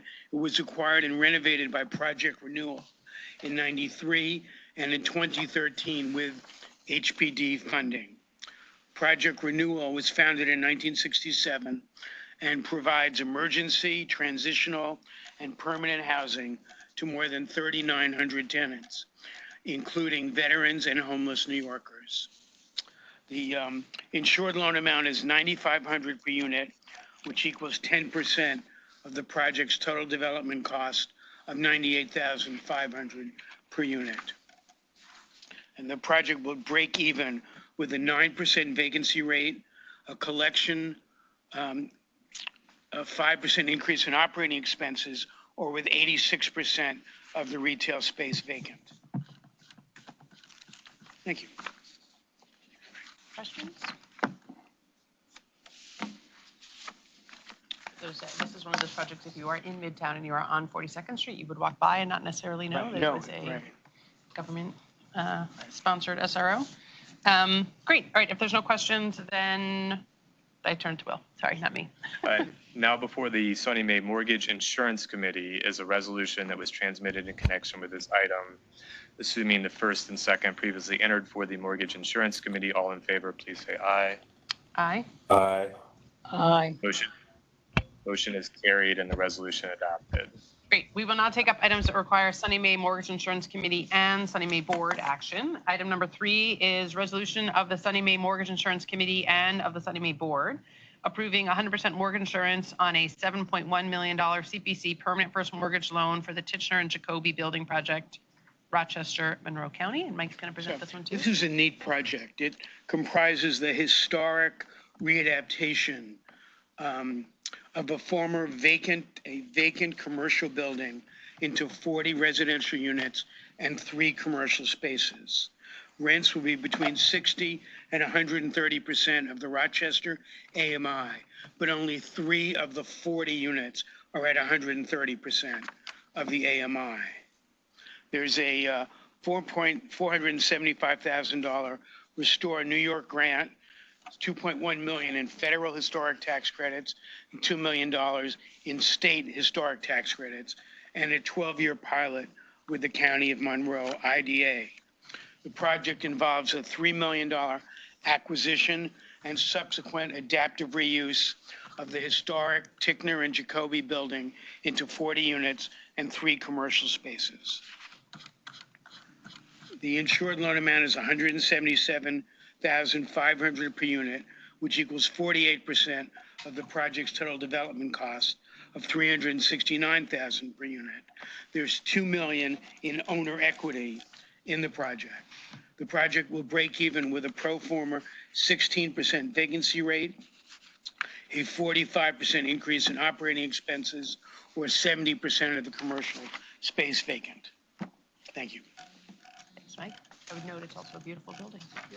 It's a neat building, yeah. And it's been vacant for quite a while. Yeah. Sat on, it looks like a sort of great corner spot. Yeah. Very.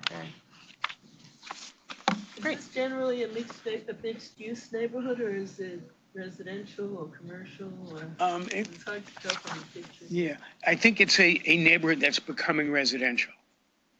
So, like, say, Armory Square in Syracuse. Thank you. You're welcome. Great. Any other questions? Just the 3 that are at 130% of AMI, why are they 130%?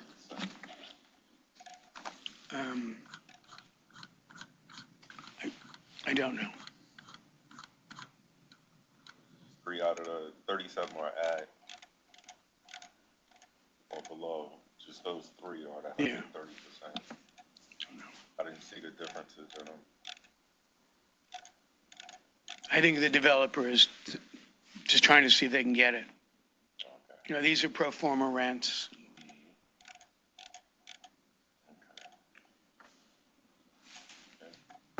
Great. Okay, should we take it to a vote? Sure. Now before the SONYMA Mortgage Insurance Committee and the SONYMA Board are resolutions that were transmitted in connection with this item.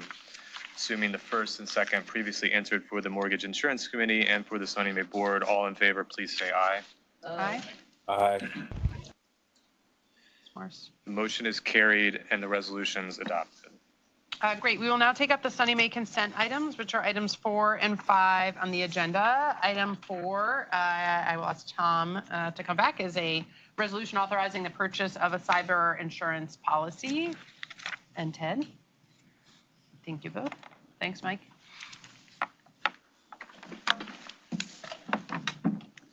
Good morning. Morning. Should I repeat it? Yeah. Yes.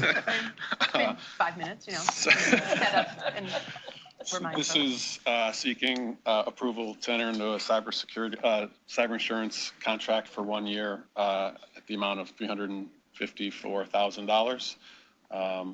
This is the renewal of a previous insurance policy that cost $395,000 and was through Zurich. The new one that we're seeking approval for is through an insurance company called Corvus.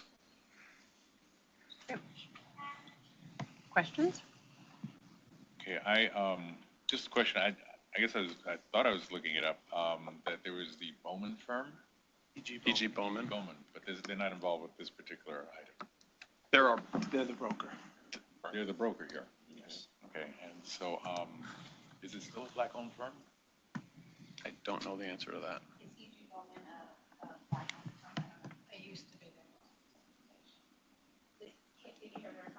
I did not hear anything. Sorry, they used to be, but lost their certification, which just suggests, I mean, I don't think it's a change. Lost their certification. Ownership, I think it's a change. Maybe, yeah, we probably need. Okay, Owned by a black woman, and she's Yes. now chair. Passed away, yes. Yeah. And then the company is no longer certified, so we're not using it as credit towards our MWBE utilization. Okay. But I'm asking a separate question, aside from certification, in terms of the ownership of the firm. Is it still black-owned? No, it's It is not. not? No. Okay. So much for that. If she was the sole owner and she's not there anymore. She passed away. Yeah, she's the chair, it sounds like. Did you say she was the chair? Okay, well, that settles that. The other question I had really has to do with, you said it's like a $5 million policy. Okay, as a layman, when it comes to cyber issues, I just ask the question. Just this past weekend, we saw, damn near the collapse of, Western civilization. And I don't know what dollar figure would insure SONYMA if indeed everything just went to hell in a handbasket like this. But this cyber insurance is not covering anything like that, right? In terms of law. So if somebody hacked into SONYMA's resources, this insurance doesn't cover that at all.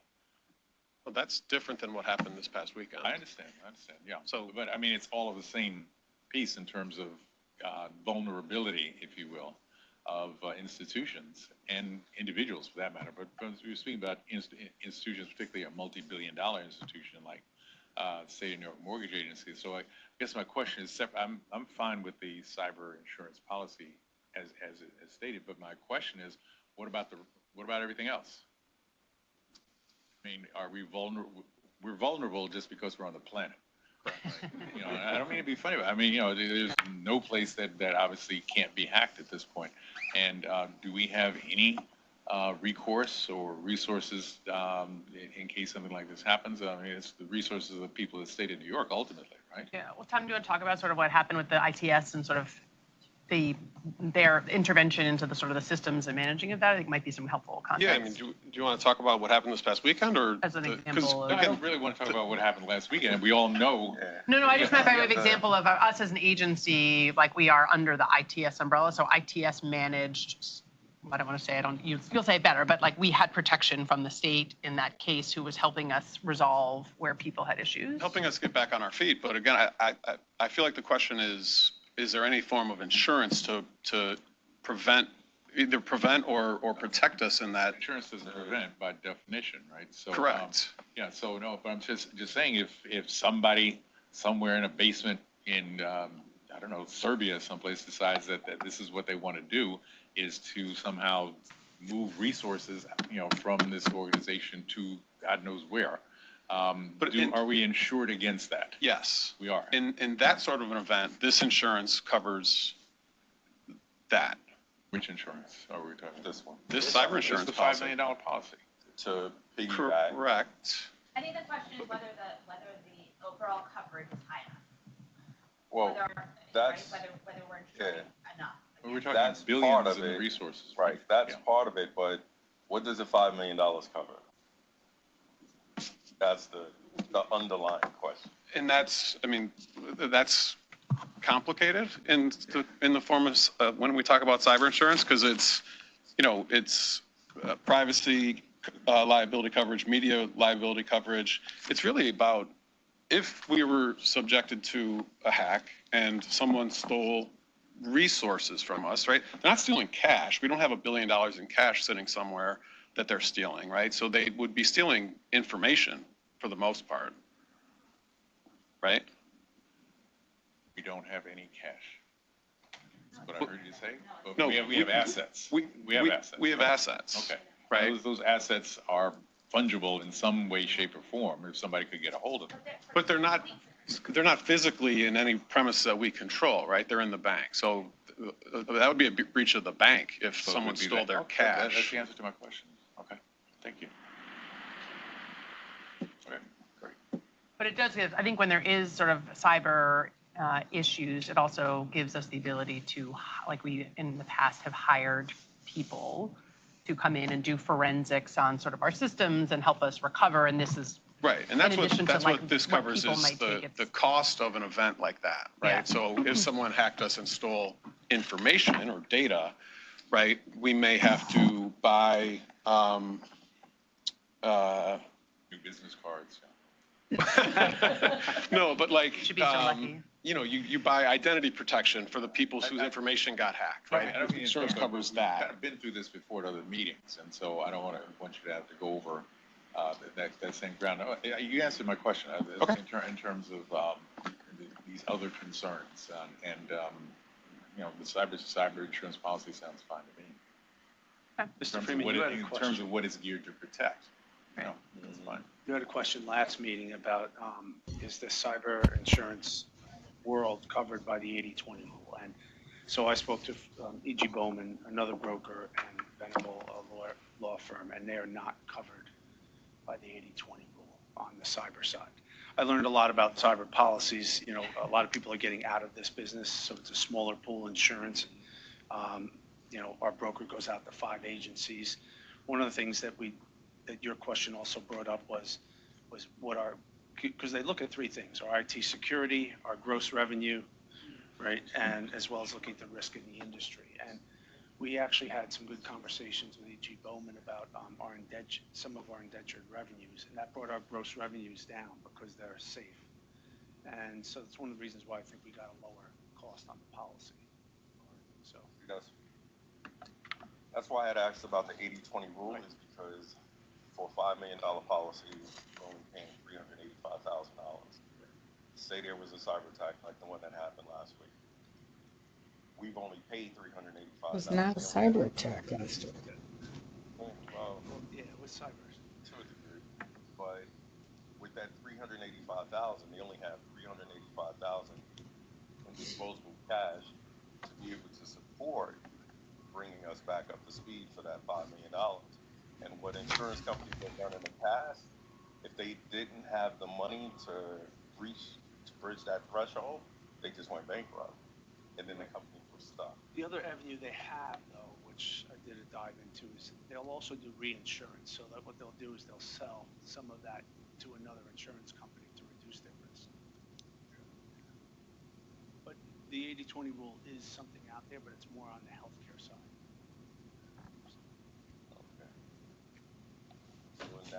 Could I ask a question? Sure. It's more along the lines where you were headed down, Ruth Ann, which is, what is the agency doing to protect itself? What is the ongoing training? What are the pieces in place to just stay ahead of threats? And so maybe it is maybe a presentation or a little more in depth about what the state does on behalf of the agency and what the agency might need to do for itself to protect from. So that, in fact, that's what the other contract that we were looking for approval for, in this case, an extension, but ultimately a new contract with a company called SecureWorks that provides network monitoring, intrusion detection, endpoint protection, so software and services that help protect us against cyber attacks.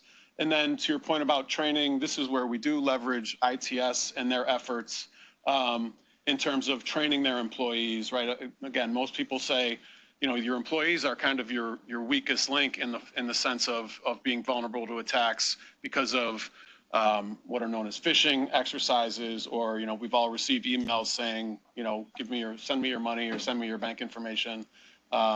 So we leverage ITS and their resources in terms of the training, employee training in that regard.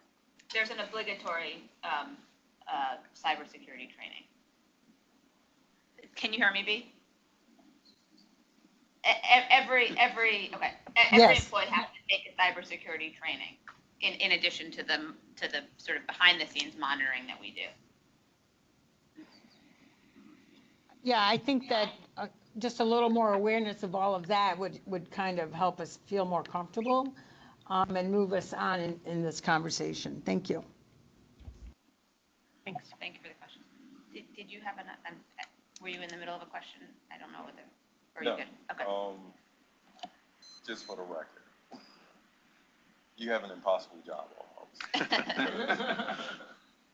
I know one company gets 20,000 cyber hits a day. So the fact that we haven't been hit so far speaks volumes. Haven't been impacted of the work by that it. you've already done. So my predecessors, to be honest, but my predecessors, to be honest, a lot of it was in place when I joined. So these questions are designed for the worst case scenario of what possibly could happen, because usually when bad things happen, it's because people never ask these questions. They're helpful questions. I think it's called a failure of imagination. We have to get more creative though, because reality is turning into what we thought imagination was. Exactly. When you got 13-year-olds that can go in and take down government systems, it's a problem. Great. Anything else? Anyone? All right, well, let's see what happens. Thank you very much. Yes. Thank you. Now before the SONYMA board is a resolution that was transmitted in connection with this item. Assuming the first and second previously answered for the SONYMA board, all in favor, please say aye. Aye. Aye. Aye. The motion is carried and the resolution adopted. Great. Item number 5 is a resolution authorizing the amendment of the managed security services contract with SecureWorks. I think we don't have presentation on this unless you all want to present. Do folks have questions about it? Okay. Great. Let's do it, Will. Great. Now before the SONYMA board is a resolution that was transmitted in connection with this item. Assuming the first and second previously answered for the SONYMA board, all in favor, please say aye. Aye. Aye. Aye. The motion is carried and the resolution adopted. Okay, so the next items are information items, and they're listed as items 6 to 9 on your agenda. We are not going to do a presentation for 6, 7, and 8 unless you all would like one, but we are going to do one for item 9. Carrie is going to come up and present an update, as we talked about last month, on the MWB performance. Item number 6 is the current agency procurements and the lobbying law restricted period. Item 7 is an annual review of the professional temporary staffing consultant services contracts. Item 8 is the MIF activity report for June 2024. And I hate to go off script, but I think we also, did we change the MIF report to add extent? Per your request on the MIF report, you'll see now that we have added, we used to go back 3 years and now we're going back till 2018. I can count 1, 2, 3, 4, 5, 6. I guess we've gone back 7 years because you all wanted to see sort of how the trends looked on that, and Mike can answer any questions if you have any. We've also added a line at the bottom which shows new commitments issued in the same state fiscal year. And I think the two columns on the two full columns on the right, for the year ended March 31 of 23, and then the year ended March 31 of 24, the surtax collection declined by 74 million, or 41%. But the number of commitments issued declined only 20%. And the dollar amount of liability of commitments issued declined by 63 million, or only 15.5%. So while the surtax was down over 40%, the MIF pretty much kept humming along.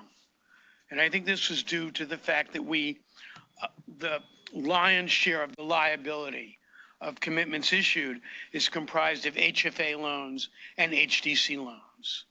And they both continued to do business. Projects took more subsidy, but HFA and HTC persevered.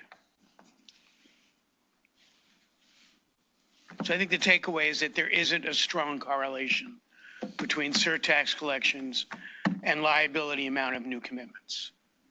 And I think we'll continue to present the report in this format going forward, so you can see it. It's super interesting, right, to look back even further and just see where we are relative to where we used to be. I think the second and third columns from the left are the pandemic. Yep. And are hopefully anomalous. Big drop. Yeah, let's hope. Okay, thank you, Mike. And then and then item number 9 is an update on MWBE, and we will have Carrie come up now and present on that. Excuse me, just before we get to sure. the temporary staffing Contracts? contracts, do we have a breakdown in terms, the number of firms and the number of minority-owned firms or black-owned firms? Lisa, do you want to come up and just so folks can hear you on the item? That typically has been an area where you do see a number of non-white firms involved. I just curious as to what the breakdown is. Yeah. For this, absolutely. For this agency. Sorry.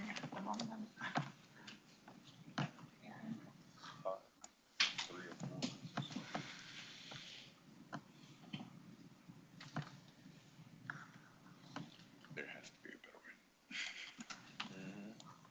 Of course.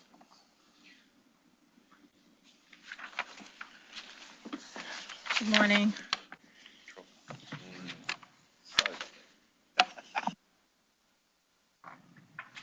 Good morning.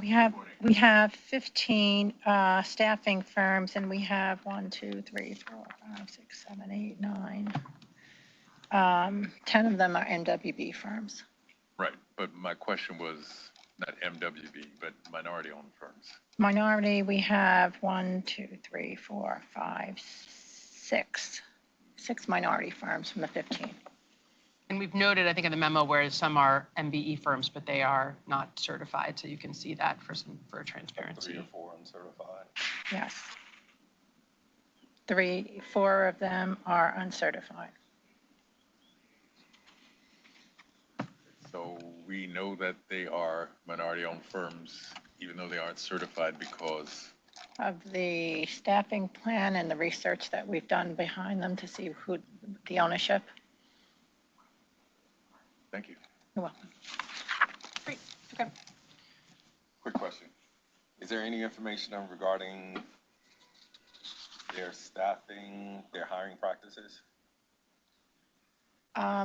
I'm sure that was in their original solicitation, and we're due to resolicit these firms again in the next year. So this was a solicitation from 2016. I would have to look in the records. But I'd be curious to know, even though they are MWBEs or MBEs, whether or not anything has changed as far as who they're actually recruiting. You can certainly request, I mean, I would request updates from them if you'd like that information.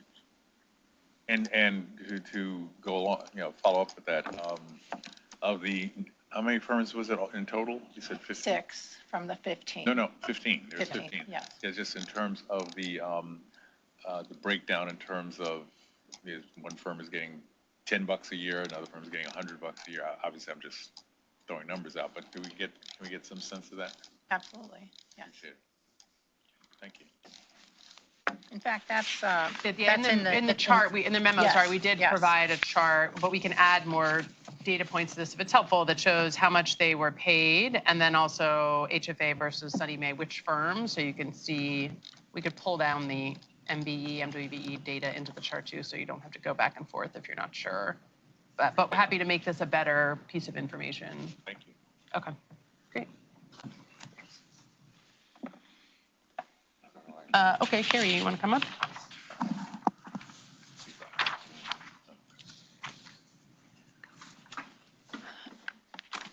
Hi, so I'll introduce myself, Carrie Torres, Director, VP of Empowerment, Compliance, and Opportunity, and Veronica Flanders. Morning. How do you want us to, hi, do you have copies of? I don't think we realized that anyone didn't have a copy of it. Yeah. So I'm going to give my presentation Okay. over. Okay. We'll get it, and then I'll get. Do we have it for Viva? And DOB? We'll have to email it. I don't think we realized it was on here. We'll look at the screen and I'll give you.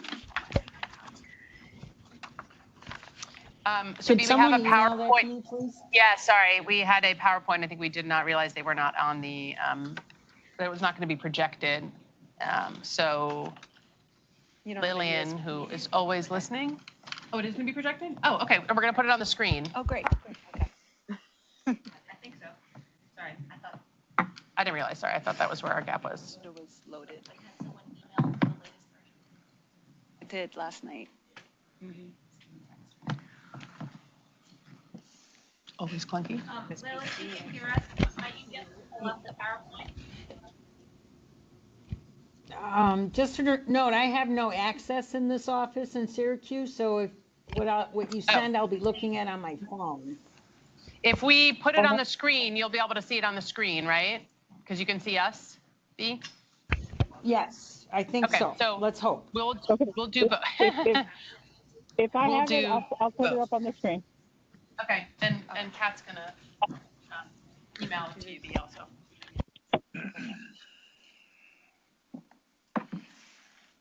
Here, let me see if I can.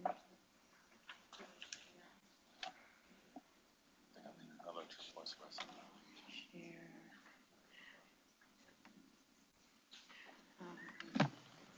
Calendar year. I have it pulled up. I can share it. Kat just emailed it to her. I sent it to her yesterday. If you email it to me, I'll put it up on the screen. Fiscal year goes to March 2024.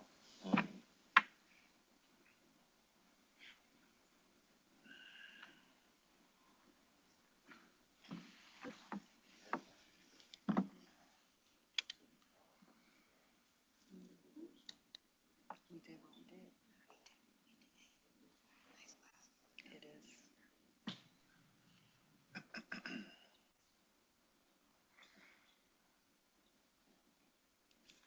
Yeah, because what we brought up before was a 21. Mm-hmm. Past 5 years.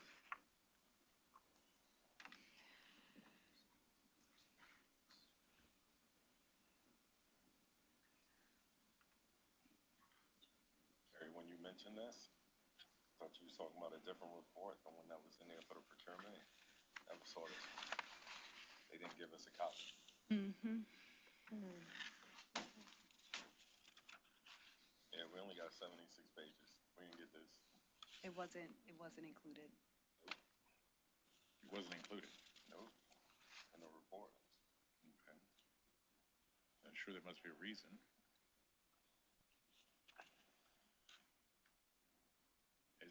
Reason? I think it was a,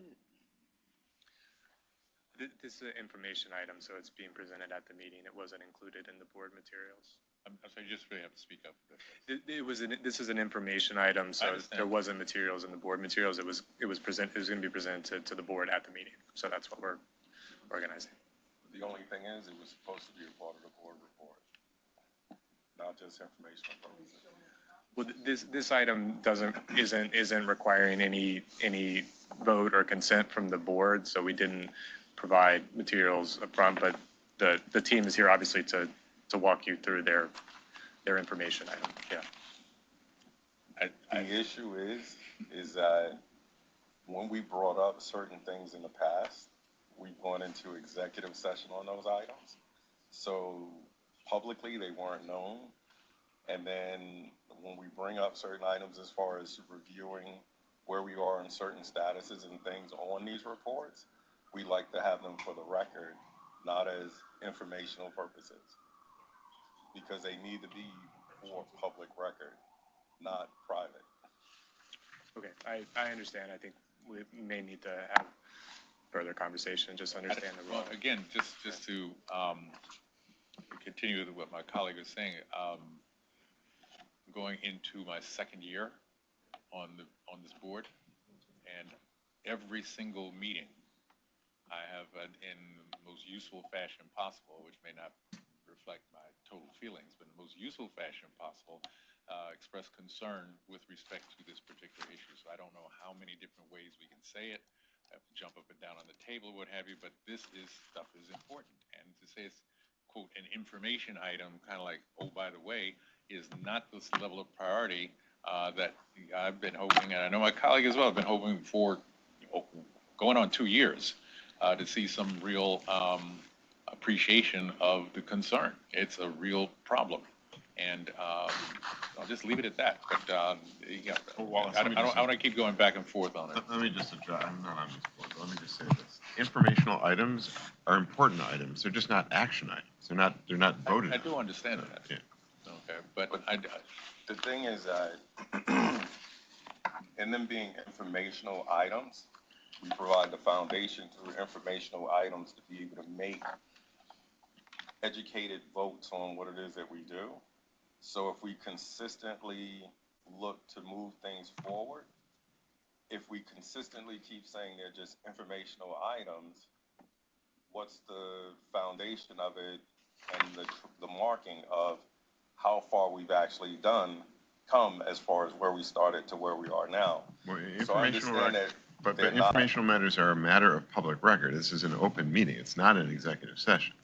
This is a The public. thing is that certain things before you became the chairman were handled in executive session. Right. So they weren't a matter of public record. So she works hard. She works very hard.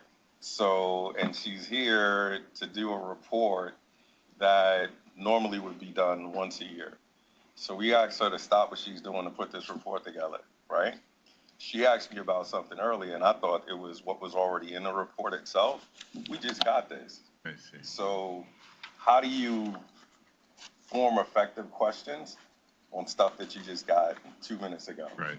So that's a fair point. she's due to respect of this being provided to the directors and the board so that we can have an educated conversation about where we are, what we're doing, even though it's not being voted on. It still should have been on the agenda and circulated for everyone to be able to have it. Direct agreement, I would just add that we were updating numbers even last night. So that is, I apologize for us not being able to give it to you in advance, but we were waiting for information from CPC, list and some internal data that wasn't integral to the report. So I apologize for not being able to get it to you before this meeting. And we can postpone this if you'd like, to give you a chance to kind of digest if you'd like.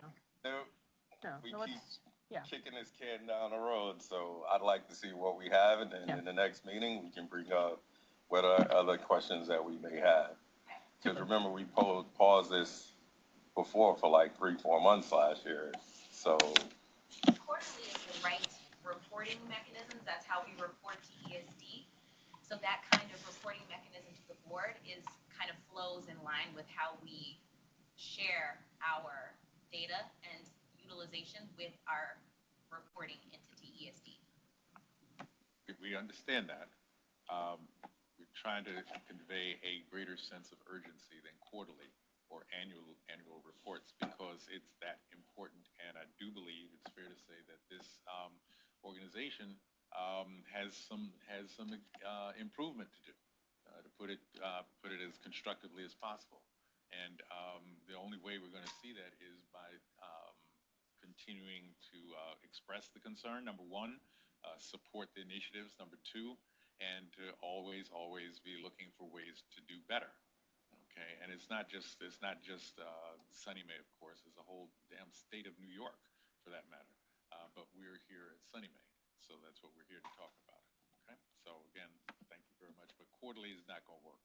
I'll say that right now. Quarterly is just not going to work. Well, let's have Carrie present on where she is, and then let's talk about, well, it's obviously a lot of work for her and her team to do this. So in addition to all her regular work, so let's talk about what would be helpful to see on a more regular basis in terms of specific data points and sort of what we have available. But let's go through what we have and then have that conversation. Okay. So what we're going to give you is a comparison on what we actually do monitor, which is procurement, development, bond related for HFA overall. We're going to look closely at what we did in procurement for SONYMA, and then activity for the mortgage insurance fund, and then what our department DECO is doing in terms of engagement and effort. And when we look at slide 3,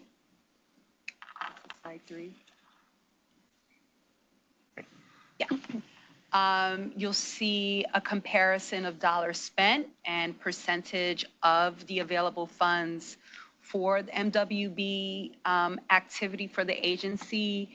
And we are always doing almost double and well over in procurement, which is where we directly spend money. In our development activities, which is our indirect spend, right? Utilization went down, and this is why, one of the reasons why a quarterly report is not going to give you the full picture of what we're doing at the agency. We're already in the first quarter of the new fiscal year doing significantly better than where we left off, than what this total percentage of 26% tells us. We're already above 30% in utilization. So that's always affected by the construction cycle, where projects are using MWBs the most, mostly at the end in finishes or at the very beginning with larger valued contracts. So a quarterly report doesn't really tell you give you the full picture of what is happening. And then in bond related activity, that's another cyclical story where we landed at 19% utilization, right? So MWBEs on the panel took in 19%, where in the previous year was at 5%, but that was because in the rotation of firms that we were using, you had a Hispanic-owned firm as the lead on the takedowns for that year.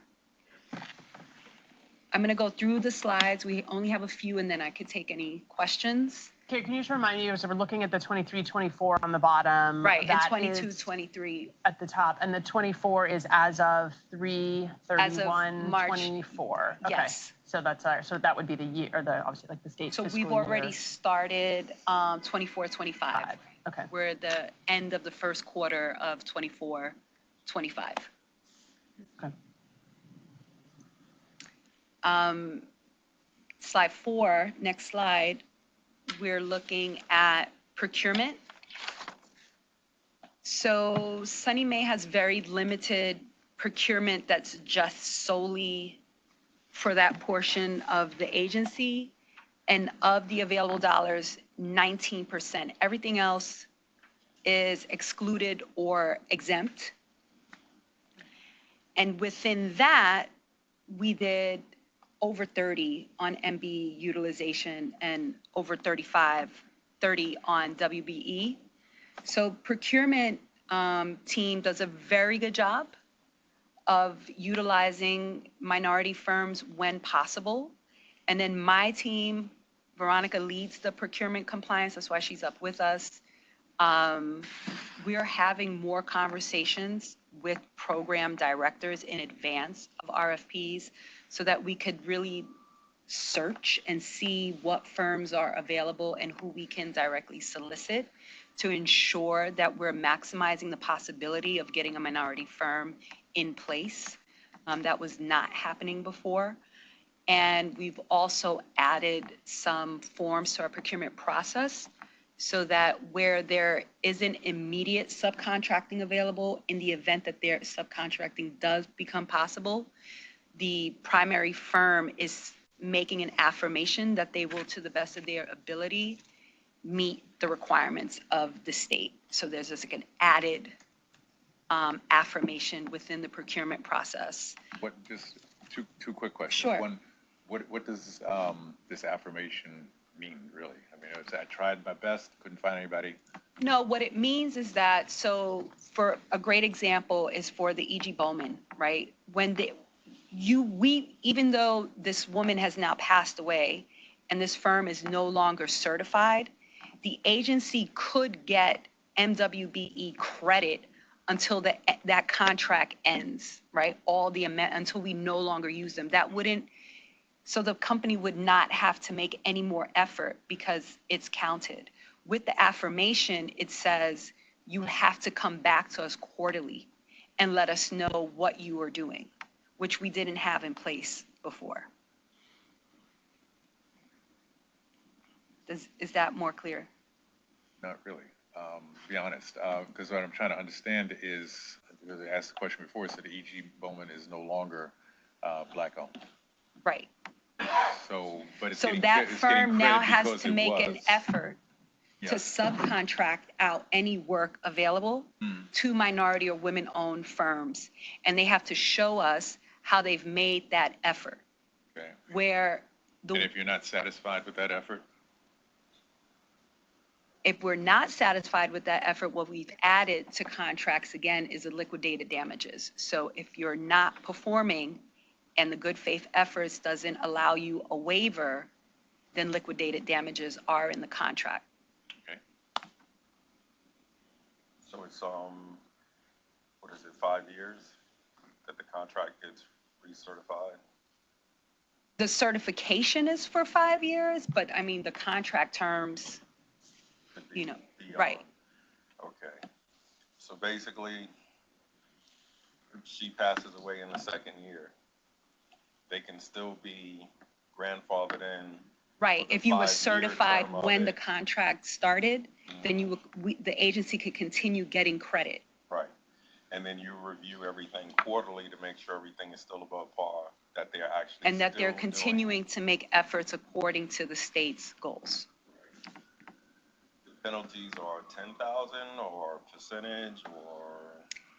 It's So for the procurement contracts, historically, it's been the difference of the goal versus what they actually utilized. So we'll go back and double check that language is there, but historically, that's what it's been. Has that ever been imposed on a firm? No. Not on a procurement Not on contract. procurement. One contract, one Quorum, New York, they ended up paying a fine only because they lied about who they were hiring, and they got the contract. That was afterwards. That wasn't the procurement part, but that was after they received the initial contract and stuff. Because that was brought up in last year's meeting when they said 2 of the projects were exceptional projects. I knew that project wasn't. So the point we is, have assessed liquidated damages on non-procurements. So in we our do use construction it. and development, but we it do use hasn't been practiced in procurement, and it's back in. Okay. Yeah. And the reason I asked is because some of these companies that do violate that added it into the cost. Oh. So we end up paying that cost. If it's $100,000 and they know they're going to break the contract and they're not going to live up to it, we're paying them $100,000 for the fee that we're charging them. The victory here is that our department has developed a closer relationship with procurement. So we are more deeply involved in the writing of the RFPs and looking at the contract terms to ensure that MWBE utilization remains a priority for the life of the contract. See, that's why I'll say this and then I'll shut up and let you finish. That's one of the reasons that we wanted it, not on an annual basis, but more of a quarterly and even before the quarterly basis, because a lot of the things that are being done now haven't been done in 100 years. So all of this stuff is new within the last year to 2 years of people actually reviewing and seeing what's going on. So if we are not constantly looking at things, some of those things with certain companies and contracts may slip back into their old habits, because I know in the housing portion of it, especially out in Suffolk County, we put 49 individuals with contracts back to where they were supposed to be. Within a year and a half of them went back to the way that they were doing things all over again. And what do you, I'm not sure I totally understand what the things are that you mean. You're saying that we went back. What's the pre and the post back difference? As far as the hiring practices, when some of them are saying that there's a certain percentage of quote unquote minority of people of color that they're supposed to hire for a project. Right. You go out to some of these sites, right, and you don't see one black person or Hispanic person or anybody But in else that case, James, it's apples and oranges, right? And that's why I started out the presentation with, there's 3 different categories, right? And then, so we're looking at individual utilization, we're looking at business utilization. And what we're mostly monitoring is what happens for businesses, and that's what ESD is looking at. And workforce utilization is a completely separate, right, category. And in terms of SONYMA, it's really, we're looking at what businesses can we bring in to participate on the available opportunities. And what we're seeing is that there just aren't many available M or W firms available to do the niche work that's needed, like in financial advisory services, computational services. I've gone out to different industry events and spoken to people directly about the opportunities, and they've said, you know, that is not my expertise. I wish I knew how to do it. It's very profitable, but that's not where I'm an expert at, and I actually don't know anyone else to refer you to. So we're one-on-one speaking to people, and we're doing broader solicitations, and we're just not finding it. But there's an awareness, and procurement is trying, and that's the best we could do in this moment. Well, and I'm sorry. No, I was going to say, that's why what you're doing is important, is because finding those niches, and it is multi-tier. It goes from inception all the way up to financing, all the way through people putting their hands on a hammer and nails, all the way through. It's multi-tiered, but that's what's important, because even working on the educational side of things, especially out in like Longwood, we have a 98% graduation rate. The kids come out, they go to college, they're doing great, but they're having problems finding jobs. But if they knew how to have access to certain areas, we would have more individuals that are participating. Some of these kids don't even know that they're available. And I'll just take us through one more slide on the myth. There's just one, before you do, yes, one last thing with respect to this, which you're mentioning, you need people who have expertise in a certain area, but not the specific expertise. Okay, and you know, many years ago, there were virtually no black firms that were in the Red Book, right? And so therefore they could not be bond counsel, right? And so it's kind of like you have to be in the Red Book in order to be bond counsel, and you can't be bond counsel until you're in the Red Book. So what was done, because I know I was involved with it at the time, is they said, okay, bond counsel firm X, okay, you're going to get minority counsel firm Y to be your co-counsel. Okay, and then over a period of time, doing a couple of transactions, you actually do qualify to get into the Red Book. It's no longer an issue, pretty much nationally, because people found a way. And so I don't know the specifics of any particular contract you may be speaking about, but you may want to adapt that approach which is to say that, because people don't have that specific expertise, but they do have expertise. And if they're interested in, and who wouldn't be interested in doing work for the state of New York Mortgage Agency, then perhaps they could partner with a firm that is already, has that type of specific expertise and learn by doing, and in the process, ultimately be able to go after business themselves. I'd like to address this particular I'm comment. sorry? I'd like to address this particular comment because within the agency, I actually worked on that particular effort for the bond counsel and the co-bond counsel. And so what we had to do internally was research all of the law firms listed because, as you know, in the SD's directory, they don't list the area of practice. So we had to search all of the law firms, get in contact with every single law firm and figure out, okay, could you possibly do this? And that's how we were able to populate that panel. That's something that we're also working on with the financial advisory services. So we're currently looking at resoliciting services, these particular kinds of services. And in doing so, we're trying to find firms that could possibly subcontract. So we're not just giving a blanket waiver because, hey, we just couldn't find anybody. We're actually taking those steps, though they're not easy, to make sure that we search for firms that could possibly participate even in a subcontracting manner in order to learn the business so they can become the prime. So we have been doing that work. The past couple of times we solicited the financial advisory services, we've not been able to find anybody to come to the plate to play. We're looking for a different outcome this time around. No problem. In terms of the mortgage insurance fund, SONYMA. I just say, yeah, we're on the next slide. Thanks. Yep. Made 50 mortgage insurance commitments fiscal year 23-24, and of those, 15% or roughly about 10 of those loans are sponsored by BIPOC, are held by BIPOC developers. And those came from CPC, Community Preservation Corporation, and LISC. And then you'll just see some numbers of how the fund distributed its dollars insured in the charts, in the chart below.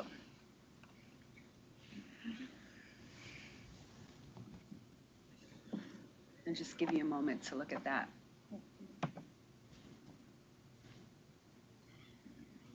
And so in this space, the nexus is, the lender and the MIF. We're not involved in the lending, but just ensuring what comes.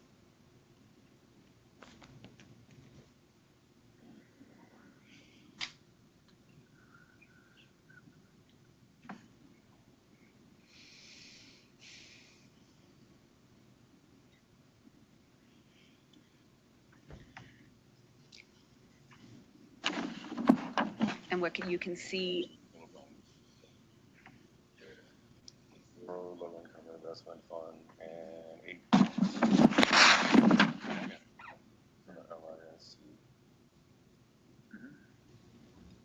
Well,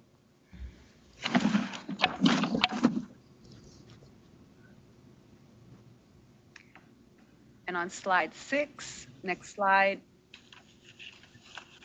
you'll just see overall what we are doing in the department on behalf of the agency to amplify and educate industry stakeholders on what is available, what available opportunities are coming out of HCR. The primer demands that we go out to different events, engagements, and so you see a list of different engagements we're at. We've hired new staff. We're looking at a supply diversity management software to make our reporting more accurate. We've created a handbook.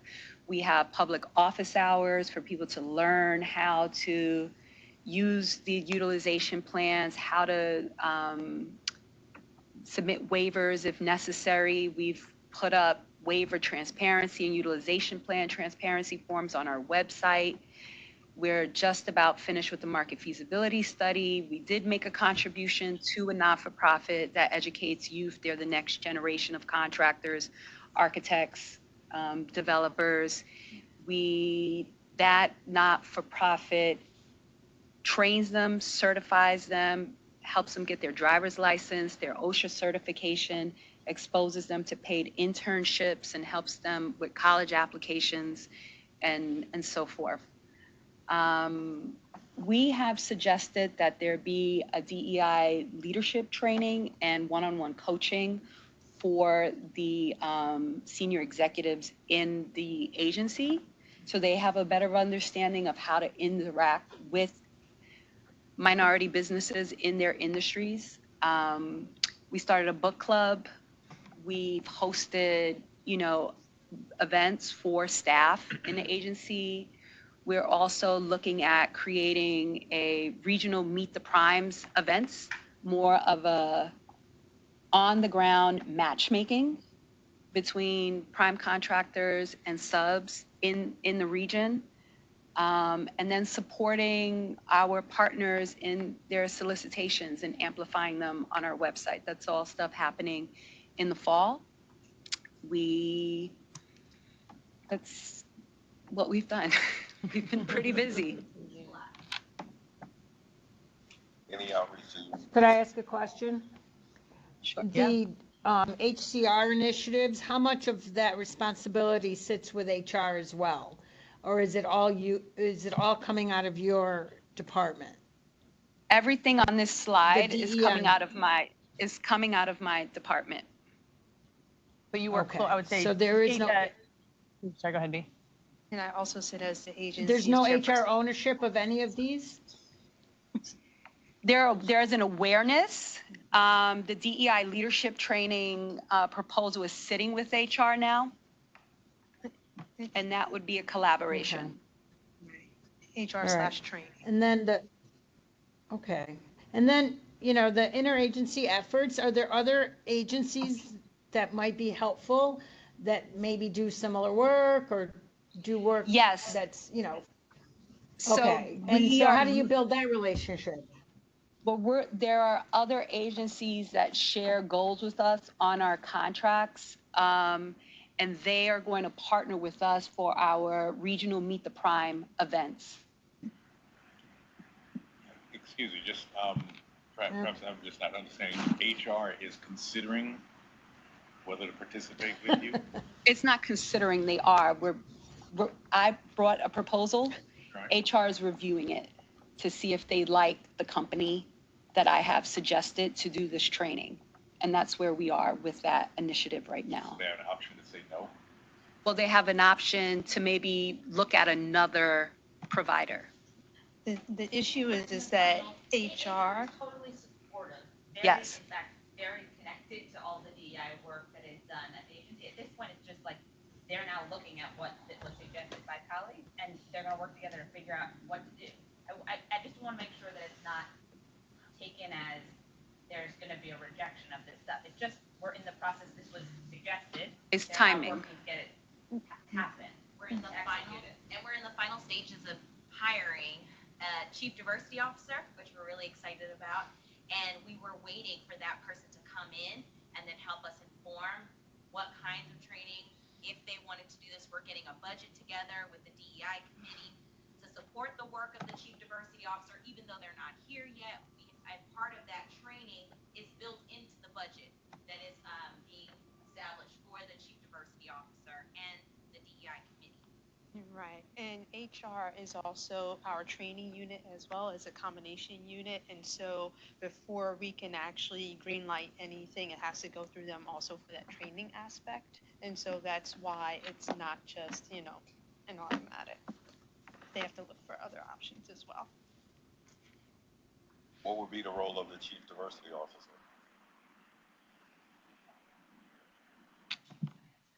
Oh, no, come on up. You've The been diversity very officer instrumental is in gonna all be this. fully Yeah. immersed in every aspect of the agency. I fully expect them to not only support the work of the DEI committee co-chaired by Veronica Flanders here, but also to be engaged in our policies, our procedure, work hand in hand with HR, but also help us hold ourselves accountable about how we're engaging in communities we're serving in and our partners that we're working with. Hopefully they'll be able to help us find those connections internally, because I think it's really hard as an agency with multiple offices all around the state half people, telecommuting on different days to really find those synergies, to find the collaboration for people to feel seen and appreciated for who they are when they bring their whole selves to work. So we're hoping that a chief diversity officer will help us really elevate the equity and into our mission, into all aspects of our mission. That office will be funded or way? So the chief diversity officer will be a full-time employee of the agency. They'll be an executive member of the team. One person, but we're also have another staff line aside for that person when they come on board. And we're hoping that the chief diversity officer will decide how they want to build out their team. Like when I became chief of staff, there was no one else in my office, and I hired a director of special initiatives and a deputy chief of staff. So the agency is flexible with letting you figure out what your team should look like. That diversity officer will have full access to all boards, all members, all staff. Absolutely. Absolutely. I'm really excited.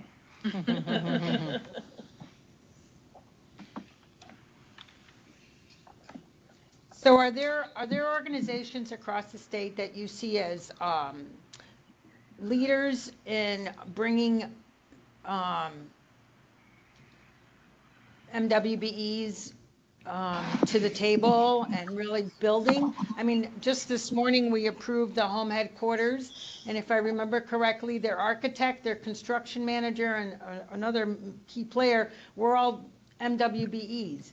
I know that it took years for Carrie to get to this point, but are we learning from people like home headquarters and what they've accomplished over the last years?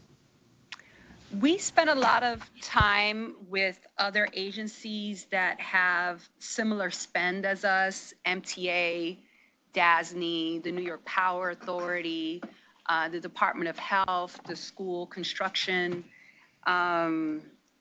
organization, and we look at what their best practices are. We also, share who our prime contractors are in different regions. I mean, the challenge is there are regions in the state where we do very well, New York City, Long Island, Western New York, wherever there's concentrated financing, you see a very high utilization of minority companies and women companies. But there are other areas of the state where there just isn't a lot of availability, and that challenge is not unique to our agency or to the government. We see that in the private sector companies and with other agencies. So, in the larger picture, HCR does phenomenally and is seen as a leader in this MWB program statewide, and we're often asked to speak with other agencies and with other small companies and to let them know how we approach this work. And what we see here, we're still in one of the most progressive states in terms of MWB programming. We reported 32% utilization. That's the highest percentage of utilization that the program has ever had statewide. And we remain in the top 10 list of all the agencies in terms of performance and utilizations of MWBEs. And I have to note that that's in spite of the fact that we don't have direct control over who's hired on our construction contracts. Correct. Well, that brings me back to the other question I was going to ask earlier, outreach to unions, primarily because in Suffolk County you have 4 plumbers who are master plumbers. Actually, 3 master plumbers for the entire county, as big as it is, that are of color. As far as the carpenters union, 2 people that are actually in the union. That's it for the entire county. So the unions would be a good outreach. And then what we talked about 5-6 months ago, which was making it a requirement that some of the companies that we utilize, that they actually hire, do apprenticeship programs, and train individuals to be able to bring them up so that they're independent.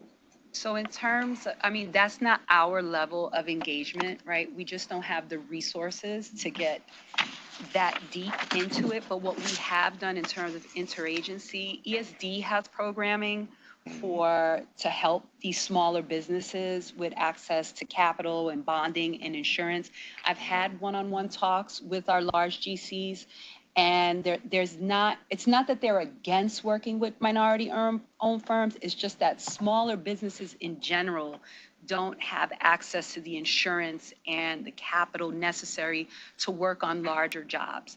And so what we look at is like, okay, what programs exist that we can connect to the larger GCs that can provide these opportunities to smaller businesses to make them, to bridge the gap. There is an equity gap in the business. We know that. What can we do? We could just continue linking people to the resources and to the opportunities. We are indirectly involved, yet still trying to influence and encourage as much as we can.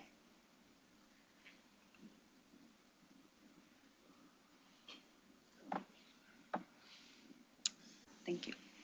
Well, so in terms of follow-up based on sort of this discussion, what would you all like to see from Carrie and her team and when? Well, I don't think that it's necessary to have a full-blown thank you for this every time, but would like to just see it on the agenda on a monthly basis. And you want Carrie to present anything specific or? Update what's going on, and obviously concerns that, we have not achieved perfection. I think that's fair to say, right? And so it's a work in progress.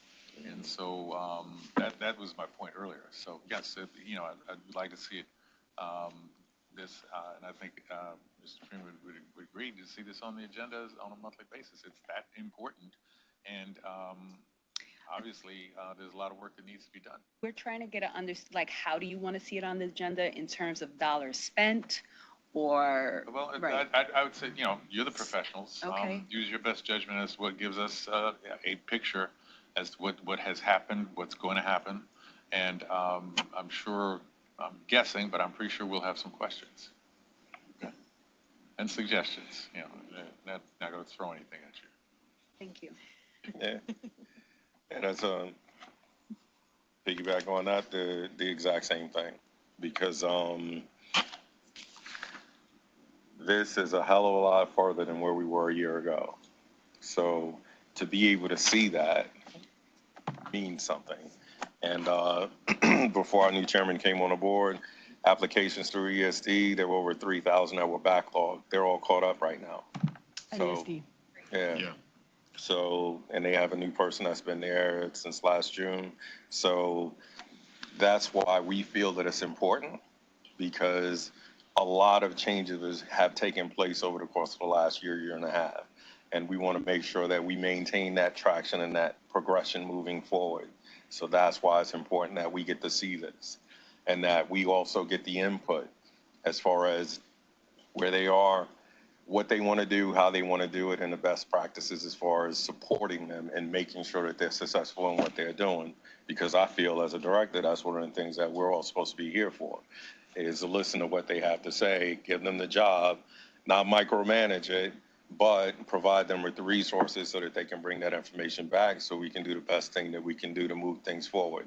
Because it's been real bad for a lot of years, so it's important. Thank you, Carrie. Thank you, Veronica. Thank you very much. Should we officially shut down? All right. Sure. So assuming the first and second previously entered for SONYMA, all in favor of adjourning the meeting, please signify by saying aye. Aye. Aye. Motion is no votes. Sorry. The motion is carried. The SONYMA board meeting is adjourned. Note that our next SONYMA board meeting is scheduled for Tuesday, September 10th, 2024. No August meeting. No August meeting. Enjoy August. Thank you. And I think we can stop the recording. Thanks. Oh, okay. Well, that'll be, I think, our only Tuesday.